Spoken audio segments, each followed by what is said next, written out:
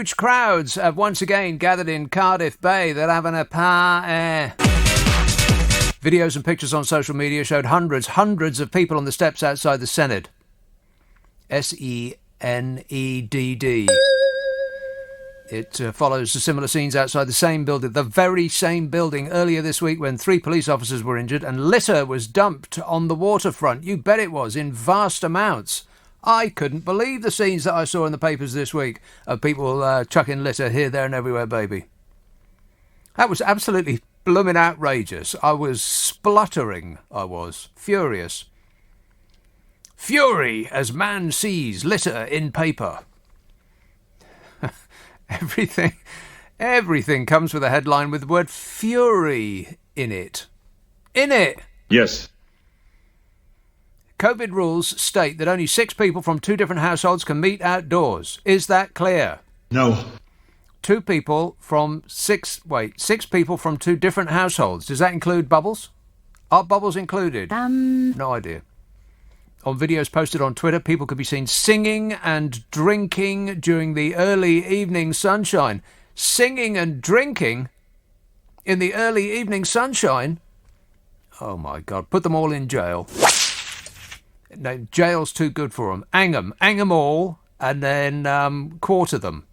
No, wait. Quarter first, then hang the bits, and then put them in jail. Here is a call in Brighton. Joe. Hi, we haven't spoken since the last time you were talking about one of them dodgy think tanks. You know the one. No, I don't. The Adam Smith one. Oh, yeah. The reason why I'm calling you, have you seen the frantic news feed all day about Russia? Russia. No. What have they done now? Sorry? What have they done now? Well, apparently, a couple of weeks ago, Biden said that Putin was a killer, and he took it as an insult and done a national broadcast about what he thinks about the West. And he's then gone and told today that we will support Ukraine. So Russia has now pulled a lot of troops on the Ukraine border, and tonight they've pulled the Sputnik news agency out of Britain. The Sputnik? They're making it shut down. So it's all like, I want your analysis. What do you think is the building up with planes over Taiwan and Biden acting, loose with his tongue again? What do you think is going to happen? Well, World War III eventually, but not necessarily within the next 48 hours. Yeah, but do you think it's unusual that you would have them all of a sudden pull out a news agency? They're beginning to build up the troops like they've never done. It's been the biggest mass of Russian troops ever on the border of Ukraine. What do you think? What do you think? I'll tell you what I think. I don't care. I think we should wheel Biden off to a Butlins in America if there's one. So you think that rootin' tootin' shooting Putin is not a killer? Is that your opinion? No, I'm not saying he's not, but I'm just saying Biden is not very good with his words. I think he nailed it specifically, right on the head. Rootin' tootin' is a killer. Is there any doubt? Is there any doubt about that? Not about the killer in general. I'm just saying in general with diplomacy is not the best in general. Well, compared to the previous incarnate in the White House, the Tangerine Scream, it's got to be better than that, no? Well, he basically actually must have had some fire on Trump, and that's why Trump had to bite his tongue. Bite his tongue? I don't think he bit his tongue at all. I think he was in full-throated support of Vladimir Putin. He couldn't praise him enough. He wanted to be him. Well, if he opened his tongue, he might have had an orange surprise, like a Terry's. Oh, okay. Listener with material to me. Oh, no. Russian news agency Sputnik will halt operations in Britain and move its English language service to Moscow and Washington. So they're not moving out. They're going to move its English language service to Moscow and Washington. The media group that launched it in 2014 said on Friday, at a time when Russian-British relations have hit a low point. It goes up and down, and what are we expecting to happen? They're going to launch a missile attack? Of course they're not. They'll just have one of their teenagers with a laptop turn off our electricity. We're always fighting the last war. We're equipping ourselves to fight the last war, not the one that is coming up. The one that's coming up is going to be like a sci-fi movie. It's going to be like Die Hard 4.0, when they just turn everything off. All the traffic lights will go green. We'll smash into each other. The hospitals won't have any electricity. The water will run uphill, and there won't be any oxygen in the air. More or less, stuff like that. And as for our superb nuclear facilities, the bombs and the methods of delivering them that we love so much that we've got written a blank check to keep them going. We're never going to use those. Never, ever, ever, ever, ever, ever, ever. You can't nuke an entire country because they turned your electricity off. But if electricity did get turned off, then this entire country would be flipped upside down and burning with its legs in the air like a dead fly in about 10 seconds. I mean, can you imagine? I mean, people wouldn't be able to charge their smartphones for a start. How will you send pictures of your face up the internet? Exactly. It's our number one favourite thing to do. And you won't be able to get any money out the hole in the wall or anything. You won't be able to buy anything off Amazon. Oh, no. Because your computer won't work. That's how you hobble a country. You don't bomb it, you just turn their electricity off. And I bet they can do that in about 10 seconds flat. I betcha. You just cancel all the money in everybody's bank account. I mean, they don't have your money in a box at the back of the bank. It's just a number on a screen. Have you got evidence that you got that amount in your account? Probably not, right? Because you're not getting your statement on paper. Not that that would make any difference. You can go to the head office and wave your paper statement over your head as much as you like. They ain't coming out. So that's how you win World War III, with a laptop. Not a submarine bristling with nuclear weapons. But, what do I know? I'm not an expert. Don't listen to me. Angela tweets, "Bloomin' freezing out in the sun today, but we were banned from going in our own houses with our own relatives. We piled on the hats and coats, not risking arrest." Yeah. I know. What a way to run a country, eh? Dreadful. It is amazing what we're putting up with. I think we're all doing very well. The authorities appreciate it. Thank you. Even if they don't say so. Beverly, hello, Mike. Hi, Nick. Yeah, I didn't know whether you'd seen the survey that had been out this week that only 1 in 5 people with symptoms had bothered to go and get a test, and only 1 in 7 had self-isolated. Yeah, I didn't, but it doesn't surprise me remotely. But what annoyed me was the fact that people were saying, "Oh, this is terrible," and people should be behaving better. When the bottom line is that Boris and Rishi Rishi, if they'd actually supported people so that they could feel that they could go and get tests, then the thing would have been a whole lot better. What do you mean? Well, if people have got no support and they can't afford to pay the rent, can't afford to feed the kids, if they actually go and get a test and then have to self-isolate... Oh, yes.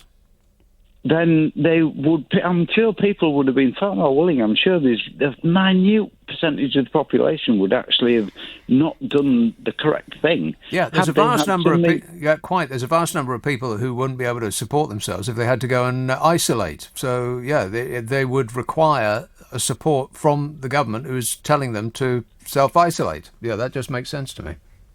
Well, exactly. If you tell people to self-isolate and then don't support them, what chance do you stand? I think people have been, as you said, we've all been good girls and boys. Haven't we?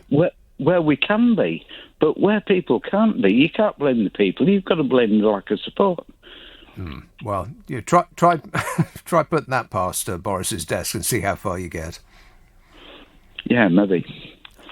Okay, Thanks, all right, cheers. This says, we should stop highlighting the mess left by our young people. They are all feeling out of sorts and will just make them feel worse. I believe you're trolling me. Hey, back under your bridge, troll. make them feel worse. Take your rubbish home with you, people. That was appalling. I've got detailed files. It's somewhere in this pile of paper which, by the way, I'll be taking home and disposing of correctly, not just chucking down on the ground when I'm through with it. That was absolutely outrageous. I could not believe my eyes when I picked up... I didn't pick it up at all. So I'm a good boy, I am. That would just be creating more paper waste. Tree huggers like me, we like to read on the internet. I know it's not completely pollution-free, reading stuff on the internet. But if you read it on the internet, then you don't create paper waste afterwards. Although there is the thing that there's nothing more satisfying than reading a newspaper. Well, there are plenty of things that are more satisfying than reading a newspaper in paper form, but it is more satisfying than reading it online. That's absolutely true. I think partly it's because you know where the end of a newspaper is. You can see the end in sight, like a book. You know where it ends. You can thumb the page and see how long you got to go. Whereas there is no end to the internet. It just goes on forever. And I think that's part of the... It just makes you a bit tense, doesn't it? I mean, you don't feel better, do you? First thing I do in the morning is slump in front of my computer with a bowl of porridge and look up the internet. And it's the worst way to start the day. I wish I'd stop doing it, but I can't. Please help me. Twitter. Yeah. You look at that for about 5... I think I'll just see what's trending. 2 hours later, you're still staring at it. And do you feel better? No, you don't. You feel considerably worse. And once you've started on that note, then that's your day. Dismal. And that's the thing with the newspaper. You can see where the end of the newspaper is, but there is no end to newspapers on the internet. They go on indefinitely, forever. You'll be sitting there in 1,000,000 years' time and you still won't have got to the end of it. East Ham. Hello, John. Oh, hello, Mr. Abbott. Your show is absolutely brilliant. Thanks. Thank you very much. No, thank you very much. No, you should read newspapers because fish and chips is absolutely delicious in newspapers. Yeah, it soaks up the fat. Oh, it's absolutely fantastic. No, I can't... I'm ringing up. I can't believe a Democrat is actually winding up the opposition like Mr. Biden. I don't know what Mr. Biden's game is, but it's absolutely appalling. I mean, I don't want World War III. I believe in peace, love, and harmony. Yeah. Got Elvis Costello on the phone here. Oh, Elvis Costello is absolutely brilliant. Oliver's Army was a brilliant single. Yeah. Yes. He should have been a star in America, but he said something wrong to the wrong person. And, are you kidding? No. There's barely a sitcom on in America that doesn't at one point feature Elvis Costello. He shows up like a bad smell over and over again. And he's a terrible actor. Why do they keep employing him? No. I wouldn't put him as an actor. Just get him in a microphone and just sing. That's what he was made to do. Just absolutely sing. Right. No, but Oliver's his early stuff was absolutely brilliant. He was the star of the 70s. Never mind about Elton John. I'm not sure. No. He was in the same camp as Ian Dury, and Ian Dury won every time. Every time. No, I can't believe it, because Elvis Costello was absolutely brilliant. Especially those glasses. You don't get a pair of glasses like that today. God, is there anything in your life, John, that is not absolutely brilliant? Well, I support Arsenal, and they're not brilliant at the moment. Okay. So there is that. But this Biden fella, he just wants to go to a care home. It's just, I can't... He seems to be doing particularly well by comparison to the previous incumbent. Oh, well, I was never a fan of Trump. Trump is entertainment when he's on TV, and that's about it. God, entertainment. Right. Yeah, he is. I would have wanted Robert F. Kennedy. That's who I want. Well, unavailable. Yeah, I know, he's unavailable. No, he's a bit controversial, but that's who I would have wanted. But Biden is... I've seen Biden's speak on the internet, and he's appalling. Well, and, he just did a press conference, and he got through it pretty well, I thought. Oh, did he? Oh, well, it must have been a hologram, and... People think just because he's old that he is mentally decrepit. I mean, he stumbles, just like an old person does, and he forgets himself, just like an old person does. He's an old person. He's not personally running America. He, in the position that he is, employs people, the best people, as opposed to Donald Trump, who said that he employed the best people, all of whom are now either on trial or in jail. But we need somebody who's a little bit more calm, a little bit more collected, a little bit more intelligent, who thinks less of himself and employs better people than he is to run organisations that they are suited for, rather than the opposite of that, which is what Trump did. He employed people who, for their entire lives, have been trying to do away with the organisations that he put them in charge of. Anyway, John, it's been an inspiration, I'd love to say, but, sadly. Ken in Kennington really says, I forgot to turn the radio on at 10 o'clock. Can you start again? Graham texts, we're never told what the average temperature is. It could be anything. What do you mean? We're never told what the average temperature is. I don't know what that means. What does that mean? Oh, say again, sorry. No, I won't. And I do not accept your apology. We are never told what the average temperature is. Well, let's read on. It might make sense. Do you think it's going to make sense? No. He says, by the way, I'm glad that you quote imperial measurements. We never voted for this metric and Celsius stuff. Correct, Amundo. Yeah, we want our beer in pints, our height in feet, our snow in inches, and our fuel usage in miles per hour. Exactly. I was in the doctor's and they asked me what my height was, and I said 5'10", and she had to look it up. Then what? She said, how much do you weigh? And I said, I don't know, about 11 stone, something like that. And she had absolutely no idea what that meant. So I had to get on the scales so she could see what it was in kilometres or whatever. Blooming kilometres they weighed me in. This says, my son is obsessed with your show. He always quotes you and thinks that your soundboard is brilliant. He turned 13 this week. I think he's your youngest listener. Can you give him a mention? He is listening tonight. He is Harrison Whitwood from Chesham. No, I will not give him a mention. Rob says, Vladimir Putin has only half a brain cell. Half a brain cell more than Boris Johnson, though. Wow, that is offensive. What do you think, Bodge? I can't comment on that. Mind you, Hitler, of course, had only half a... Never mind. Here is Concert. Hello, Sean. Hello, mate. How you doing? Great, mate. I can't wait to get me wellies out. Why? They've gone to the pub. I won't be drinking outside, like. No. No, me, nor you, nor anybody else I know. Outside. It's freezing outside. My computers just blinked. And I thought I won the 122 million, mate. Yeah. But it wasn't. It was my date for the next job. Oh, yeah. When are you getting it? May. May. How did the first one go? It went all right. I had a bit of a sore arm, like. Yeah, me too. For like a couple of weeks. That was just the wife punching us, like. Mm. Yeah, it was surprising because you don't notice it unless you lean against something. And I leaned against something about 2 weeks after I had it, and I thought, wow, that still hurts. That's odd, isn't it? It should have been compulsory, mate. The jobs should have been compulsory, mate. Well, I think if they're going to introduce vaccine passports, they will, by extension, make it compulsory. It will be compulsory. Otherwise, you'll be a non-citizen. You won't be able to do anything. It's going to over 18s are going to go crackers, mate. Yeah, well, they already are. They're having a party down in Cardiff. Apparently, I don't know if it's been broken up yet. I think that the weather will have its effect and drive people back indoors. Yeah. All right. Thanks a lot, Sean. I don't think there was no more point into it. There was no actual where that was going.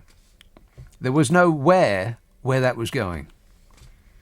But I appreciate the call anyway. What's this? Is that current? Picture of a party.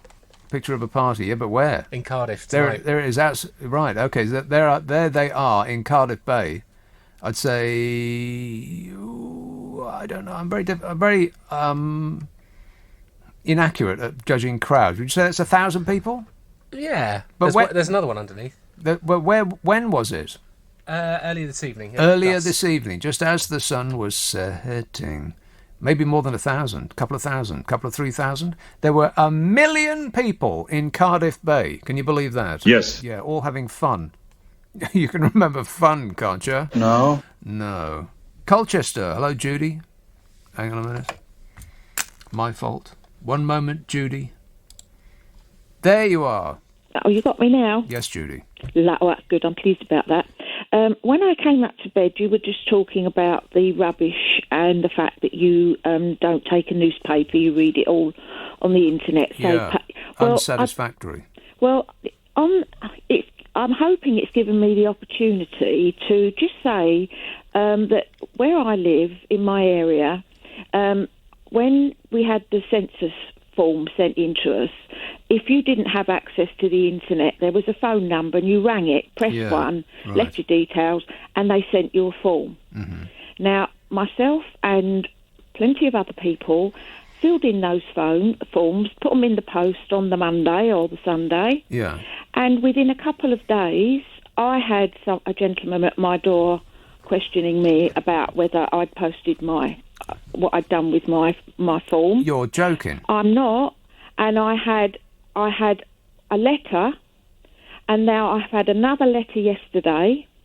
One of my friends in the village has had 2 visits and 2 letters. Yeah. And it it's sort of locally, and it seems to be in the Essex area, but I don't know if it's anywhere else. But Nick, the money that's wasting sending out forms, it's frightening a lot of the elderly people because they think that something's gone wrong.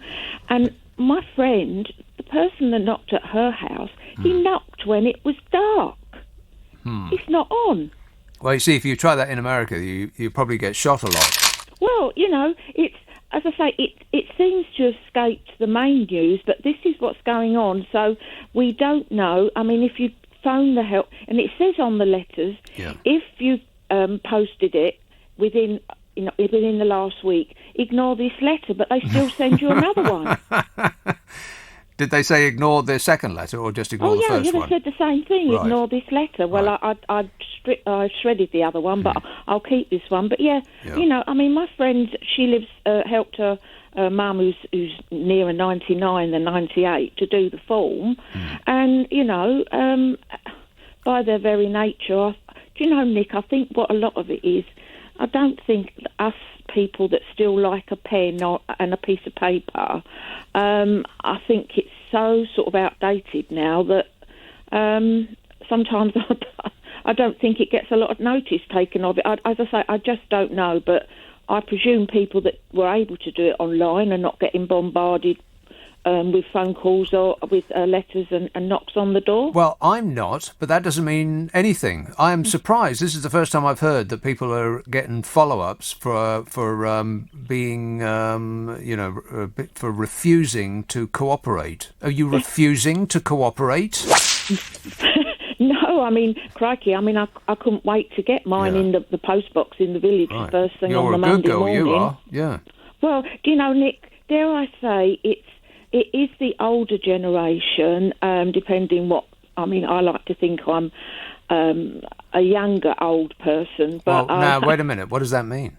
Well, that just means if you're talking about somebody who's 80, and you think to yourself, God, people think... You do tend to say old people. Well, I'm 71 nearly, and I'm Right, so an old person. 80 to you is... No, you're not old. 80 is old. But 60, that's really young. Old is at least 10 years older than where you are at the moment. Well, I know, but I mean, the lady who's 98, I mean, she's just... We've got a lady in the village who's nearly 103, and she still lives independently, and she's had letters as well about her form. Well, I'll go to the foot of our stairs. I can't believe it. Well, I know. I didn't think you would, but I'm very pleased I've had the opportunity to be able to tell you, because there may be other people listening who are very worried about it, because there is a number on the form that, but lots of people, they try ringing the number and they don't get a reply. No, so, I wouldn't think so, no. No. So, it's just a little thing for you to bear in mind, Nick. Right. Well, I certainly won't be doing that. But thanks a lot, Judy. Thank you. That is a good suggestion that I will not be taking up, because, that's the sort of person I am. People are being put on a list for not cooperating with the government. Well, I'm way ahead of all of you. I haven't been cooperating with the government for about a year now. How about you? Of course you haven't. Oh, I mean, the entire country it seems to me, is about 2 steps ahead of whatever the permission of the day is. Boris Johnson will come on screen and say, well, now you're poor, now you're allowed out with a friend. And the nation says, as with one voice, oh, we've been doing that for ages. Keep up, dear. We are dreaming about what we would spend £122 million on, Carol. That's what we're doing. I tell you what, if the people who've just won £122 million come on the telly and say, oh, it won't change my life at all, I think my head's going to explode. Not that I wish them ill or anything. Oh, no, I'm going to continue stocking the shelves at my local supermarket. I might buy a second-hand Vauxhall Astra and a crate of light ale, but that's it. Won't change me at all. Well, why'd you buy the blooming ticket in the first place, then? Not me again. I bought a lucky ticket. Not a lucky ticket. I don't know why they call them that. Caroline texts, regarding World War III, the internet will go off first. We'll all be forced to read books and write letters. Oh, my God. Well, if that's the case, Caroline, then I hope they do drop the big one. This says, Nick, do you agree that the English summer doesn't last long, so when it's hot, people go wild and enjoy it before it rains again? Yeah, they go crazy. Having a party. Yeah, unless global warming does mean that our summers get longer. I mean, last summer was pretty good, wasn't it? I mean, that was fantastic. People who did not have an outside space, people who were crammed into tiny little executive flatlets, just were peering out the window as we were all locked indoors for a crime we hadn't committed. Imprisoned we were. They were peering out their window at baking hot heat, day after day after day. Oh, it was fabulous. So it's not too late for another one of those. But as is usually the case with British winter, we think that through April, and then we think, well, it's okay, it's only April. April, you don't expect the weather to be nice in April. It'll be probably picking up in May, and you go through May and you think, well, you don't really expect it to be that nice in May. We've still got June, July and August to come. And then you go through June and it's still freezing blooming cold and it's snowing outside. And you think, no problem, July will be just fine. And is it? No. Raining and raining and raining all over us. And you think, well, don't worry, there's still August to come. And then August comes and goes and it's still blooming freezing outside. And you think, well, there's probably going to be at least a nice weekend in September, isn't there?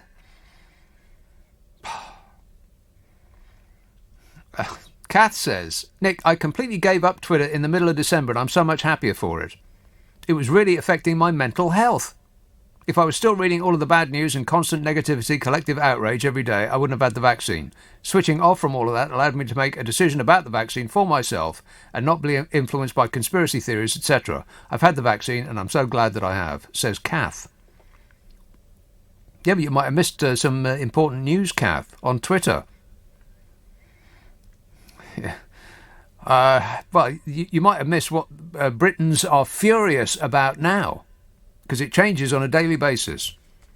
Furious Britons have slammed Boris Johnson's rule that two people must not meet indoors or overnight this Easter when they've both had COVID jabs. What? Britons are furious about it.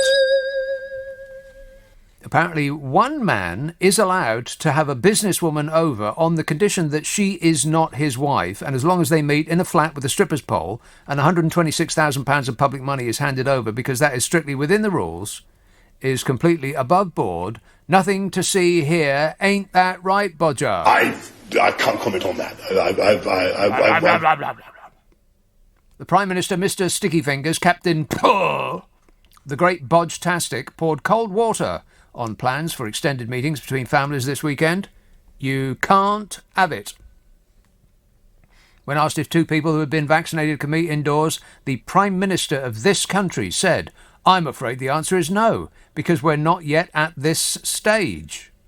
Well, here's a question. When are we at this stage? Are you just making it up as you go along, perhaps? Yes. He says we're very much in a world where you can meet friends and family outdoors under the rule of 6 or 2 households.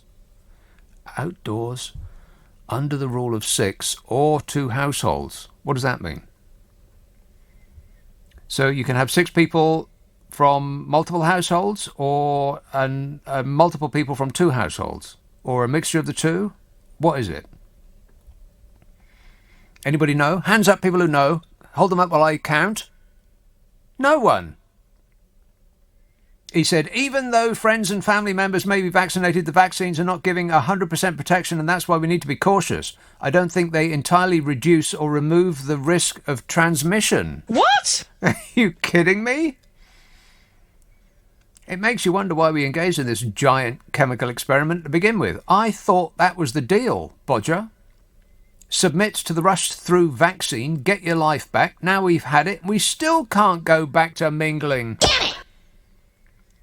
Meanwhile, in America, guidelines from the US Centers for Disease Control and Prevention say that fully vaccinated Americans can gather with other vaccinated people indoors without wearing a mask or social distancing. See, now that deranged orange numpty has been removed, like a cancerous growth, Americans are getting their jabs at top speed. Oh, shut up! No thanks to you, Donito. Life over there is returning to normal. You remember normal, don't you? No. Meanwhile, a Tory MP told the Mail, once people have had both vaccines, it will become very hard to enforce the rules. Enforce the rules? I think that ship sailed. That ship sailed and sunk. People are 2 steps ahead, I think. Hands up if you can really tell me what the rules are right now, in detail. Go on. The Mail says the PM's plea for caution comes despite Britain's world-leading vaccine rollout continuing at pace and falling cases and falling deaths. We are the best in the world. Well, not really. Unless you don't count any other countries in the world. I mean, America has vaccinated 150 million people this year, while we've vaccinated 32 million. If we were going at the same pace as America, everybody in the land would have been vaccinated twice already by the end of January. How come we've only done 32 million and they've done 150 million? I mean, it's not like they're crammed together. It's not like it's easier for them in America. There's wide open spaces between Americans. But they're right about the falling cases and the falling deaths. Interesting that Texas is undergoing a science experiment, by the way. They allowed normal life to resume on March the 10th, did Texas. They had all the dingalings could whip their masks off. And they did. They allowed normal life to resume on March the 10th in Texas. All businesses opened.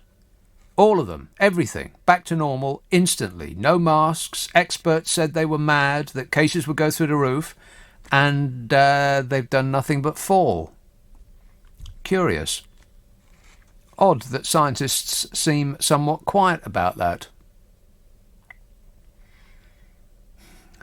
Look it up. I think you'll find that it is correct. Texas allowed all businesses to open, no masks, nothing, like the virus did not exist, and that was on March the 10th.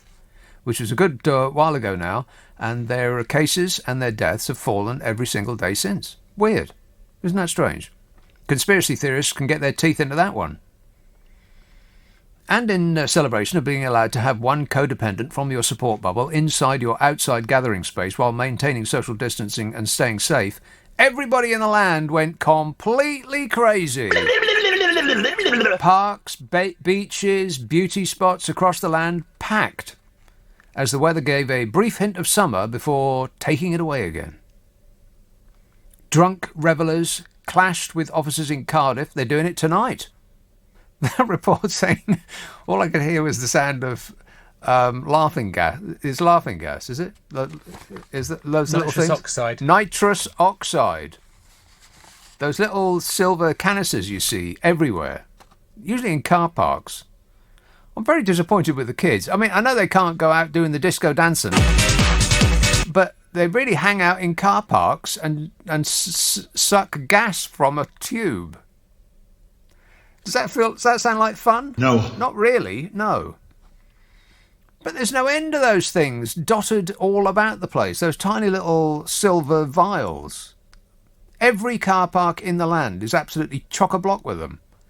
It doesn't sound like a lot of fun, does it? Hang out in an empty car park and suck gas from a tube. This is what we've led the kids to. It says what now? It starves your brain of oxygen. Well, oxygen isn't necessary for a brain or a person. I think you'll find that is accurate. You don't need oxygen. Anyway, but I don't know, that sounded a suspicious report from Cardiff. All he could hear, really, it was a cacophony of dropped little metal bottles. I doubt it. Itch. But those scenes of that rubbish, I mean, I just could not believe my eyes. At the beginning of the week, after last weekend, everybody just went mad. Now, I get going mad. I get, yes, finally. You get to throw your thermals off. The cloud of stench as you take your thermals off for the first hint of summer. And, sap is rising and everything that goes with that. Disgusting. And people want to, mingle. But you didn't have to leave such a lot of rubbish behind, did you? Yeah. Have you ever seen anything like it? Mountains of rubbish were left wherever people had been. Edmund Hillary would have been hard-pressed to scale the mountains of rubbish that were left by us Britons enjoying a day out. Why are we like this? I mean, we say that we're proud of our country, but we couldn't care less about our country if it involves carrying our leftovers as far as a bin. I mean, at best, we will do it if we can see a bin from where we're standing. I mean, we might deviate towards it and throw our stuff in its direction to land near it. But if we can't see one after a cursory glance around, or we just can't be bothered, we'll just leave our entire pile of trash right there on the ground where we've been and just saunter off, congratulating ourselves that we haven't set fire to the place. Well, at least there's that. Picking up after us is someone else's job. How entitled is that? I mean, the kind of persons that we don't like living here, that we'd prefer that they commuted from Poland or somewhere, picked up after us and then went back to where they came from. Push 'em back out to sea. That'll teach 'em. I'm a nutcase. I was appalled. Not shocked, but appalled. Watching all the leaders from different countries on TV presenting themselves perfectly groomed, nice, neat hairstyles, we must be the laughing stock of the whole world when our Prime Minister rocks up. Why on earth can he not pull his trousers up and comb his hair? Can't he ask Donny what hairspray he uses? It's his act, is the thing. It's the same act that he's been using since he was a child, and it has allowed him to get away with it, whatever the it of the day is, his entire life. He just does that Oh, paw, who, me? Paw. And does the twinkly eye thing and comes across like a teddy bear. Boris Johnson is not a teddy bear. But he wants you to think of him that way. You know, kind and lovely and cuddly. Which is the opposite of who he actually is. But it works. It doesn't matter what he does. He continues to get away with it, with the hair and the suit that doesn't fit and that whole kind of that whole act. I find it just winds me up no end that it's just so simple. He could do what Donald Trump used to say. He could shoot somebody in the street and his fans wouldn't love him any less, not one iota, because he'd just ruffle his hair and go, and they, that's the reaction. Like they're looking at a puppy dog. Oh, they just pooped on the kitchen floor. You just, metaphorically speaking, Boris, you just pooped on the kitchen floor again. Yeah. Wait a minute. It's a bad Boris. Bye, Fleet. Hello, Terry. Hello, Nick. I love your show, mate. You send me to sleep laughing. Cheers. Great stuff. Quickly, it's about that lady that rang up saying that she was late for a form and she phoned up to get another form. Yes. Well, I was a bit late. I didn't find the form till Sunday morning, to tell you the truth. I've mislaid it with what's all going on. And anyway, I rang up and the guy said, well, would you like to do it over the phone? What? Yeah. He said to me, would you like... So I gave him all the information over the phone. Are you sure? Absolutely. Well, I hope I'm sure, Nick, because I'm going to look rather sick at the end of the day, and I really. Yes. I find that surprising, because I would have thought that everything would be, supposedly personal and private. Well, is it? I mean, there are more people out there that know more about ourselves than we know. Yeah. What I do have affected when they bring in religion and all this, and as modern day, you don't know who's what, and I suppose it makes it rather awkward. But that's absolutely, I did it over the phone. It's got to be genuine because I rang the number on the form. So it's probably because I was a bit late that they thought, well, why do it? But if you had a form, you had a paper form, right? Yeah. They sent it to me later, but I haven't filled. He said, if you get one, don't bother to fill it in. Just rip it up and things. So. Right.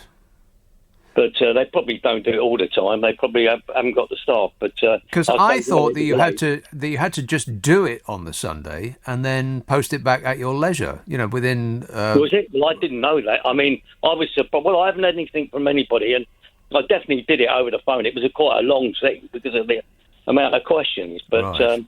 Well, as long as you've got written proof of that. Oh, God, don't say that. That's going to work. As long as you have evidence. Do you have a receipt? Oh, my God, you are going to jail, Terry. I'm going to jail, and Yeah. They're going to give you. They're going to give you a blindfold and a cigarette. Are you kidding me? All right, thanks a lot, mate, and the best of luck. You're going to need it. This says, my son Joe, I think, qualifies as one of your youngest listeners. He loves Friday nights, and he's still up, and he gets to listen to you mock Big Donny. He's 8 years old. There you are, you see. Any advance on 8? Chris the Cabbie says, I was driving down King's Road today, and I saw a bloke riding a penny farthing with a delivery backpack on, delivering food. You couldn't make it up. What next? Funny you should say that, but I was in the King's Road myself this week. I had business down there. I'd gone out for the first time in as long as I can remember, certainly for the first time this year, and I'd used public transport, which used to be a thing, apparently. Oh, it used to be very, very popular. Well, at least people used to use it. I don't know whether people actually enjoyed using it or not, but it was like a novelty. To me, it was like taking a fairground ride. It's like, whee! I wanted to put my hands in the air and shout, go faster! Yeah, I took the train, which went along. Woo, woo! And you could stare out the window and everything. It was very exciting. I think apart from the driver, I was the only one on it. how is all that going to survive, really? I mean, how is it going to survive? The cost of it, particularly at the point that London's transport had improved out of all recognition. In the last, I'd say, 5 years, however long it is since they opened London Bridge, the transport through and around London has been transformed. It's just absolutely fantastic. And with Crossrail coming in again as well, they couldn't have made it better at the worst possible time. No one's on it anymore. How are they going to pay for it? But anyway, I went to the King's Road, and it's like, oh yeah, I remember this. People. There's actual people. Street life. And it's a good long while since I was down the King's Road, and there ain't no punks down there no more. Rock and roll! But there are characters, no end of them. Many of whom look like they got tons of money. There's something about people who have tons of money, that they wear things that people who don't wouldn't even contemplate. And they wear them with a certain insouciance, with a don't care attitude. I don't care that I'm shuffling along the pavement in my pyjamas and slippers. I'm going to buy a cake, and that's the end of it. Now, it was highly amusing, and I can't actually wait to get back to that. Oh, my God, won't it be marvellous? You could sit outside in a cafe and have a coffee and a bun and just watch the people go by. You know, it would be almost like living in France. Well, you can do that. You've been able to do that all along, apparently. And you've been able to get your hair cut and go for lunch and, all the rest of the things that have been denied us in this country. No, whatever you're thinking of, you can't do it. And the person that keeps telling us that we can't do this, we can't do that, and furthermore, I'm going to move the goalposts, another couple of miles further on. Just as we told you that if you do this and you comply with the following rules, then eventually you'll be let out. And then we get to that point, he says, it's with a heavy heart. And we forgive him absolutely everything because he ruffles his hair and he goes, "Puh!" It's driving me up the wall. I can't stand it. Just me, apparently. His popularity goes ever upwards. It's probably because Kia Ora is not much of not much of an opposition. I mean, can you remember a single thing that he's ever said? Like I'll make this really easy for you. One single thing he's ever, apart from, I agree with Boris.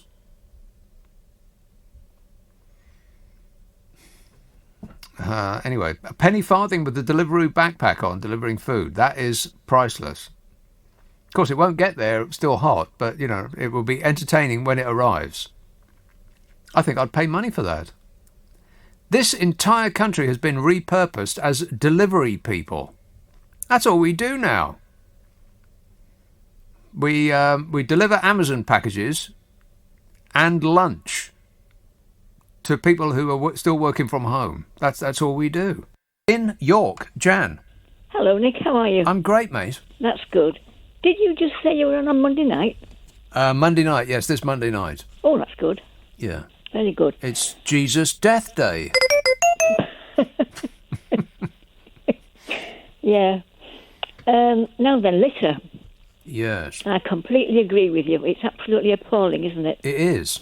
And it's time we got tough about it, I think. Don't you? Okay, well, what do you mean by tough? Well, we don't seem to do anything about it, do we? We just let them get away with it. Well, there's fines. People can get fined, and yeah. I bet if I looked into it, I bet if I could be bothered to look into it, Jan, then I'd find that many thousands of people were fined many thousands of pounds. I betcha. Betcha. But it's not working, is it? No, it is not working. We need something stronger. Yes. The death penalty? Possibly, yeah. Mm-hmm. That's not a controversial thing to say, is it? No. No. We could perhaps have what do you think about the stocks again? A pair of stocks on every street end. Yeah. Mm. Well, it would be it would be what's the word? Not a defensive, a detractor. A Deterrent. Deterrent. Deterrent is the right answer. Well, we definitely need something. Wherever you go, you see litter, don't you? Yeah. See, I think that if people get fined, then it's neither one thing nor the other term. People get fined for speeding all the time, and yet it doesn't stop people speeding. But if people were forced to pick litter up instead of getting a fine, actually contributing to solving the problem, then I think that that's the sort of thing that would stick with them. If they spent a week with, one of those luminous jackets on, one of those grabby sticks, picking up all of the rubbish in the park, where everybody could see them, all their friends would be laughing at them, then that would make an impression on them, I betcha. But we need more police to catch them first, don't we? Oh, for crying out loud. Police can't keep up with the murders in this country, let alone litter droppers. That's why we need more of them. Right. But, what we actually need is people to be proud and considerate, proud of where they live. This is not a flag-waving country thing.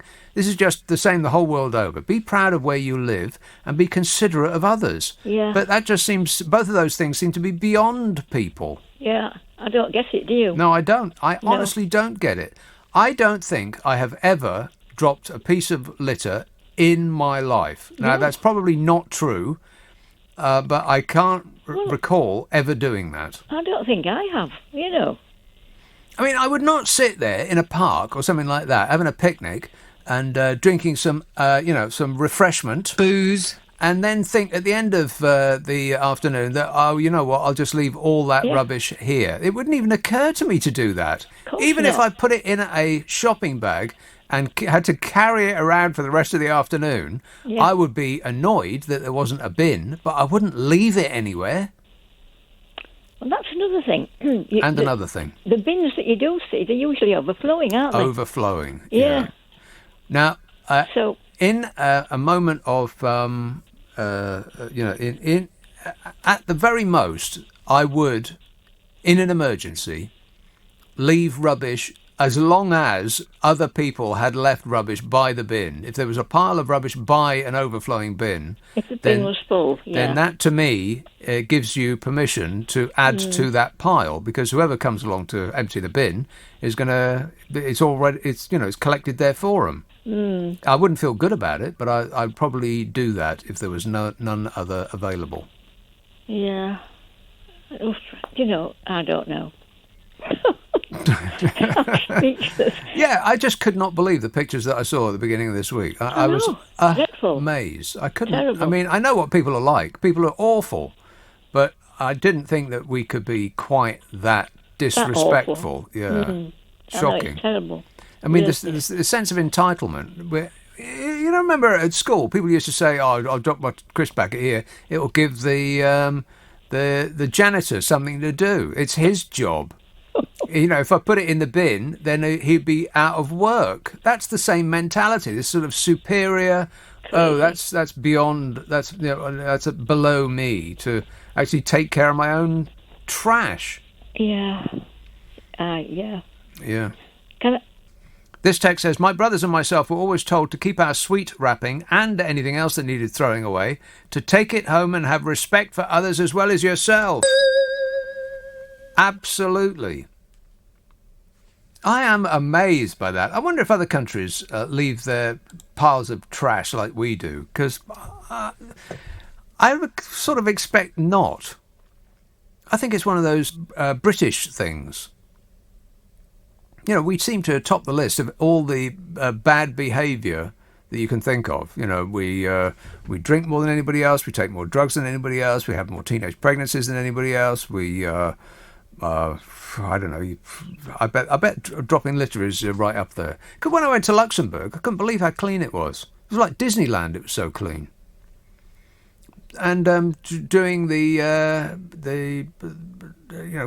driving through France, also clean. Driving through Spain is clean. They don't have piles of litter by the side of the road, but we do here. What's wrong with us? While furiously waving our flags and claiming patriotism. Well, you can have one or the other. Select. Phil tweets, since getting my COVID vaccination on Wednesday, I've had a headache and a pain in my arm. But you know me, says Phil. I never complain. Hey, Phil. Stop whining. Paul says, we are never going to be back to normal. Aren't boosters already being planned for September for the AstraZeneca vaccine? Yeah, I've heard tell of that, yeah. I've also heard tell of us having to just live with it. Chris Whitty came out and said some surprising things. I might get to that in a while. And Brian says, I'm a big supporter of Boris, but the two things that I dislike about him most are his stupid hair and his bumbling speech. Well, that's all he's got. Boris is his stupid hair and his bumbling speech. Yeah. Wait a minute. I mean, take that away, and what do you got? God, he fell silent, supposedly, when we did the falling silent in memory of the dead. 126,172 it was at the time. I think it's about 150,000 now. And he was pictured in front of the flag, of course. Everybody's got to have a blooming flag there now. Like, that proves that you're a patriot. The number of flags in the background proves how patriotic you are. Like, it's a piece of cloth on a stick. Do me a favour. And he's there staring at the ground, which means his hair is more visible. It was the worst of the Boris Johnson's hair messes that I've ever seen in my life. I mean, it looked that he was showing his respect, in inverted commas, by showing up looking like that. Well, his act, his image, so important to him, way more important than showing respect to the actual dead. It looked like he'd been up all night going over an American businesswoman's business model.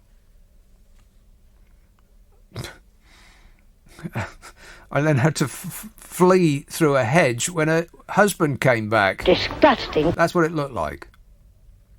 It looked like the mop you'd throw away because it had outlived its usefulness. If he'd shown up to an actual funeral looking like that, I think the ushers would have ushered him away for his own safety. In Portsmouth. Hello, Harry. Oh, yes, hello there, Nick. Don't forget Boris's baggy suit. He's been losing weight because he's been on that low sugar diet. Yeah. So the suit will be getting baggier. He buys them that way. Oh, does he? I bet those suits cost a lot of money. Made to measure. But it's made to not measure, yeah. You were a bit concerned about this litter problem. Yes. Well, of course, the ideal thing, as well as handing out £200 fines for... oh, no, they're not breaking COVID regulations now. They are, aren't they, gathering in 3,000? If you hand out the 200 quid fines, you can also do them for litter, and when you bring them before the beak, they can be given the community punishment of picking up litter. Yeah, I think that punishment shouldn't be some vague thing that has no relation to what it is that you've done. It should be restorative justice. If you've dropped litter in an outrageous way, as was obviously the case this last weekend with all those pictures in the papers, then you should be picking it up. Picking up a vast amount of litter which will make an impression on you. But if you get fined 50 quid or 200 quid, whatever, that bears no relation to what it is that you've done wrong. Yeah, and because you won't pick up your own litter, you can be given a punishment to pick up someone else's litter. Correct. We're on the same page, Harry. Yeah, I know. I was going to say, this Vax Pass, Keir Starmer said it's un-British, so that's well done there, isn't it, really? How do you mean? He said it's un-British, the Vax Pass. Having a Vax Pass to be able to get into places is un-British. Right. That's what he's saying. He said something else, distinctly not British, but he also said un-British. Yeah. Because he's obviously trying to get the flag going, isn't he? That's what it is. And he seems to be... the ironing board, Keir. He seems to be trying to out-conservative the Conservatives. Now he's... presenting Labour as the party of law and order. Yeah, well, he spent the last year ironing away all the crumpled remains of Jeremy Corbyn's policies. Yes. He's got his ironing board nice and flat and smooth. He's going to put the flag out there, get that smoothed out, and fly that for everyone. Right, no wrinkles. He is wrinkle-free. Yeah. Yeah. And he gives good hair. But apart from that, I can't really think of anything about him. No. Just think ironing board. Right. Okay. Leave it with me. I was going to say. Yes, and another thing. The April. Did you like being an April Fool this year and last year? Did I like being an April Fool? Yes. What do you mean? Yes, because we've all been April Fools, haven't we? Boris. Right. He told us last year we'd locked down for 3 weeks, and that was just as we came on to the 1st of April last year, end of March. Yeah. And we've just sort of, some people are unshielding now. Right. Well, fingers crossed, maybe by this time next year we'll all be free. Free to do what we want. There's a song as well for the unshielders. Right. Please don't sing it. No, I can't sing anyway. It's a bit outside your scope because it's not 1970s. Right. Well, go on, But, lay it on me, baby. Well, the bloke who sings it started in the 70s, so there is a link. Captain Sensible, he did a song called something about "Glad It's All Over." Right, I don't recall that, but I do remember Captain Sensible. Captain Sensible out of The Damned. Rock and roll! Yeah. He came back, I think it was the mid-90s in the end. He came back, you've forgotten these ones you forget about, and then they suddenly put in an appearance years later. Right. Okay, well, that's probably not a good move on his part, but, you know, the rock and rollers, they sometimes they fade away and sometimes they disappear in a massive explosion. Not literally, but figuratively. You know, like a supernova. Usually at the age of 27. Curious. So many went at the age of 27. Like that's some sort of appointed age at which rock and rollers expire. I think Marilyn also went at 27, didn't she? I'll look it up. Thanks a lot, Harry. If only there was some sort of screen-based way in which you could look up information. Somebody should definitely invent that. Paul says, we are... No, I've read that. Brian says, no, I've read that. I'm way ahead of schedule. I'll just delete those so I don't make that mistake again.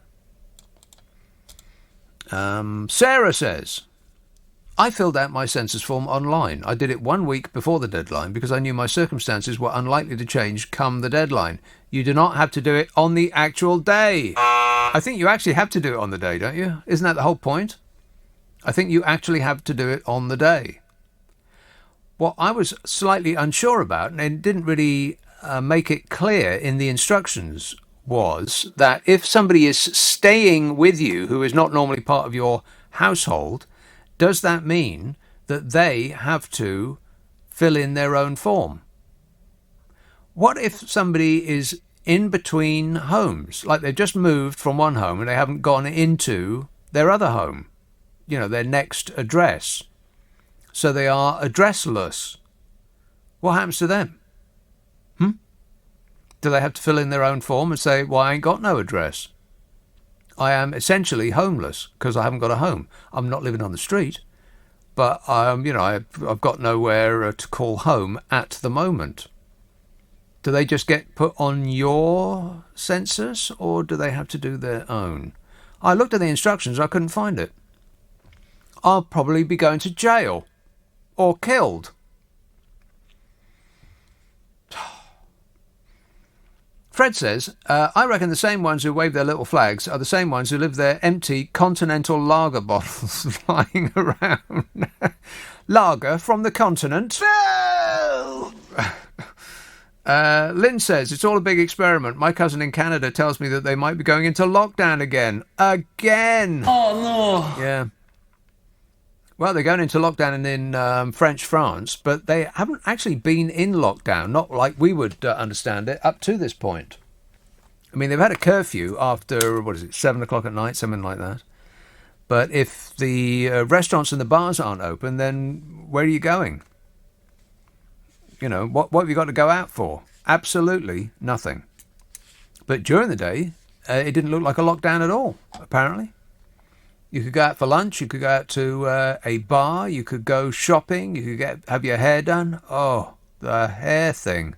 Bad news. Bad news about the hair thing.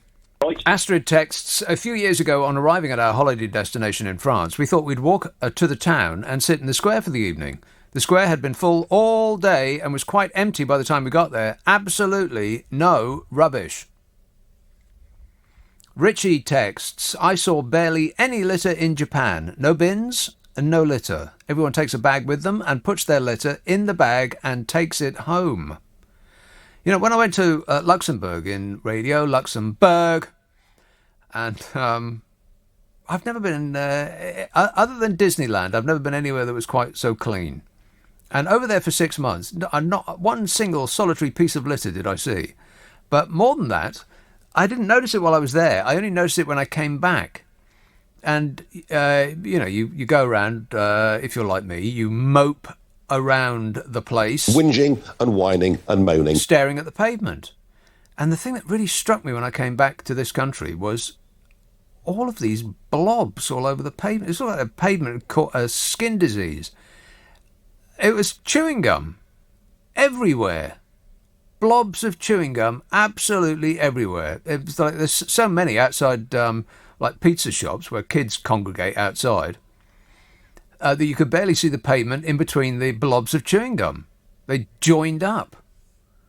Not a single one in Luxembourg. None at all. I think it's a British thing.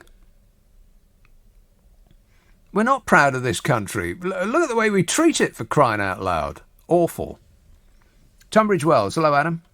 Hey. Hope you're well. Yes, good, thanks. So I was just calling 2 points I wanted to make. Is recently, I don't know if you noticed, but Nadine Zahawi had put out a tweet saying Happy Good Friday, and he put the Conservatives logo on it, and a lot of people were like upset about it. And I wanted to, when I heard about you talking about the Conservatives flag waving, I mean, this is like the new low for them to attach themselves to. Well, not actually a new thing, is it? Because the right always want to attach themselves to Jesus. Yes.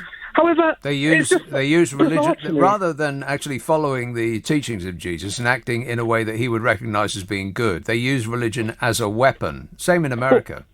Amen to that. Because I thought to myself, well, how do people on the right, or conservatives, or Tories, ever think that they're on Jesus' side? Yeah. Because surely Jesus wouldn't have voted Conservative or Republican, and especially he wouldn't like Boris. He's an adulterer. But I mean, Jesus, being himself, would have been considered progressive. So they wouldn't. They would hate him. I tell you what, Jesus would be considered a socialist. Yeah. Or woke, and the fact that he was brown. Sajid David would have probably taken away his citizenship. He commanded crowds, so Priti Patel would have wanted him dispersed and slapped down. Right. He would be considered woke. So why do people on the Tory voters seem to think that God's on their side? It's just so bizarre to me that they... Well, it's doubly bizarre that after 11 years of Conservative rule, they still are putting themselves forward as the party of law and order. I mean, after what period of time are the crime statistics down to them rather than it still being Labour's fault? Ugh, the worst. They're the worst. All right, well, cheer up, Adam. It might never Oh, no, that's right. It already has. Astrid texts a few years ago, I read that. I keep reading the same one over and over again. What's wrong with me? Answers on a postcard to the following address. Emma in Fulham says, Nick, it's my 31st birthday tomorrow. After spending what was supposed to be an exciting 30th year in and out of lockdown, I feel I deserve to celebrate this one. Please tell my partner Dave I look forward to what he has in store. No pressure, Dave. Thank you, says Emma. I'd surprise her, Dave, if I were you. Give her nothing. That'll be a surprise. This one says, I've been trying to think of a joke about the Suez Canal boat, but that ship has sailed. Oh, no. Kingston, hello, Kate. Oh, hi, Nick. How are you? Good, thanks. I have travelled all over the world. Yeah. And I've only ever found one place worse than Britain for litter. You've been all over the world, but you've never been to you. That's right. That is so true. And a wonderful song as well. No, Greece. Greece.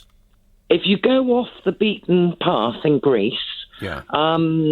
so not the tourist spots where they clean it up, but I went to visit a friend who lived 3 hours by car out of Athens. Yeah. And I was so disgusted by the countryside all the way along the route, and when we got there, that it almost made me sick. It was literally like living in a garbage dump. Really? It was like there can't have been any rubbish service.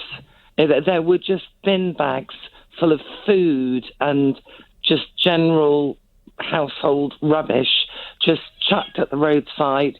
There were old sinks, baths, toilets, piles of tiles, wrought iron, dead dogs. I mean, you name it.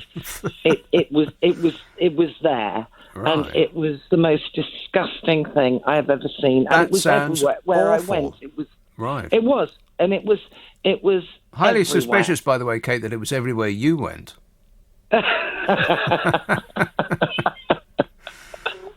Oh, No, little pussycat so there going is meow. there is one. What's the name of that cat? I You don't can't know. remember. No, I've got a cat called Bumble because she looks like a bumblebee. Right. If that's any help. Does she sting like a bumblebee? No, she scratches like one. Does she float like a butterfly? She does when I stick her in the bath. Oh, well. Well, if the cat needs a bath, then I suppose it needs a bath. It won't think that. And it will look amusing when it's wet, as cats do. They look both pathetic and furious at the same time. But I don't recommend it, not without, donning armour first. But appreciate the call. Thanks a lot, Kate. I had no idea. I've been to Greece. I never saw any litter. Well, I didn't. I suppose I wasn't really looking for it. But I didn't notice any. Certainly not. I haven't noticed any anywhere I've ever been. It's usually cleaner when you go elsewhere. Even in America.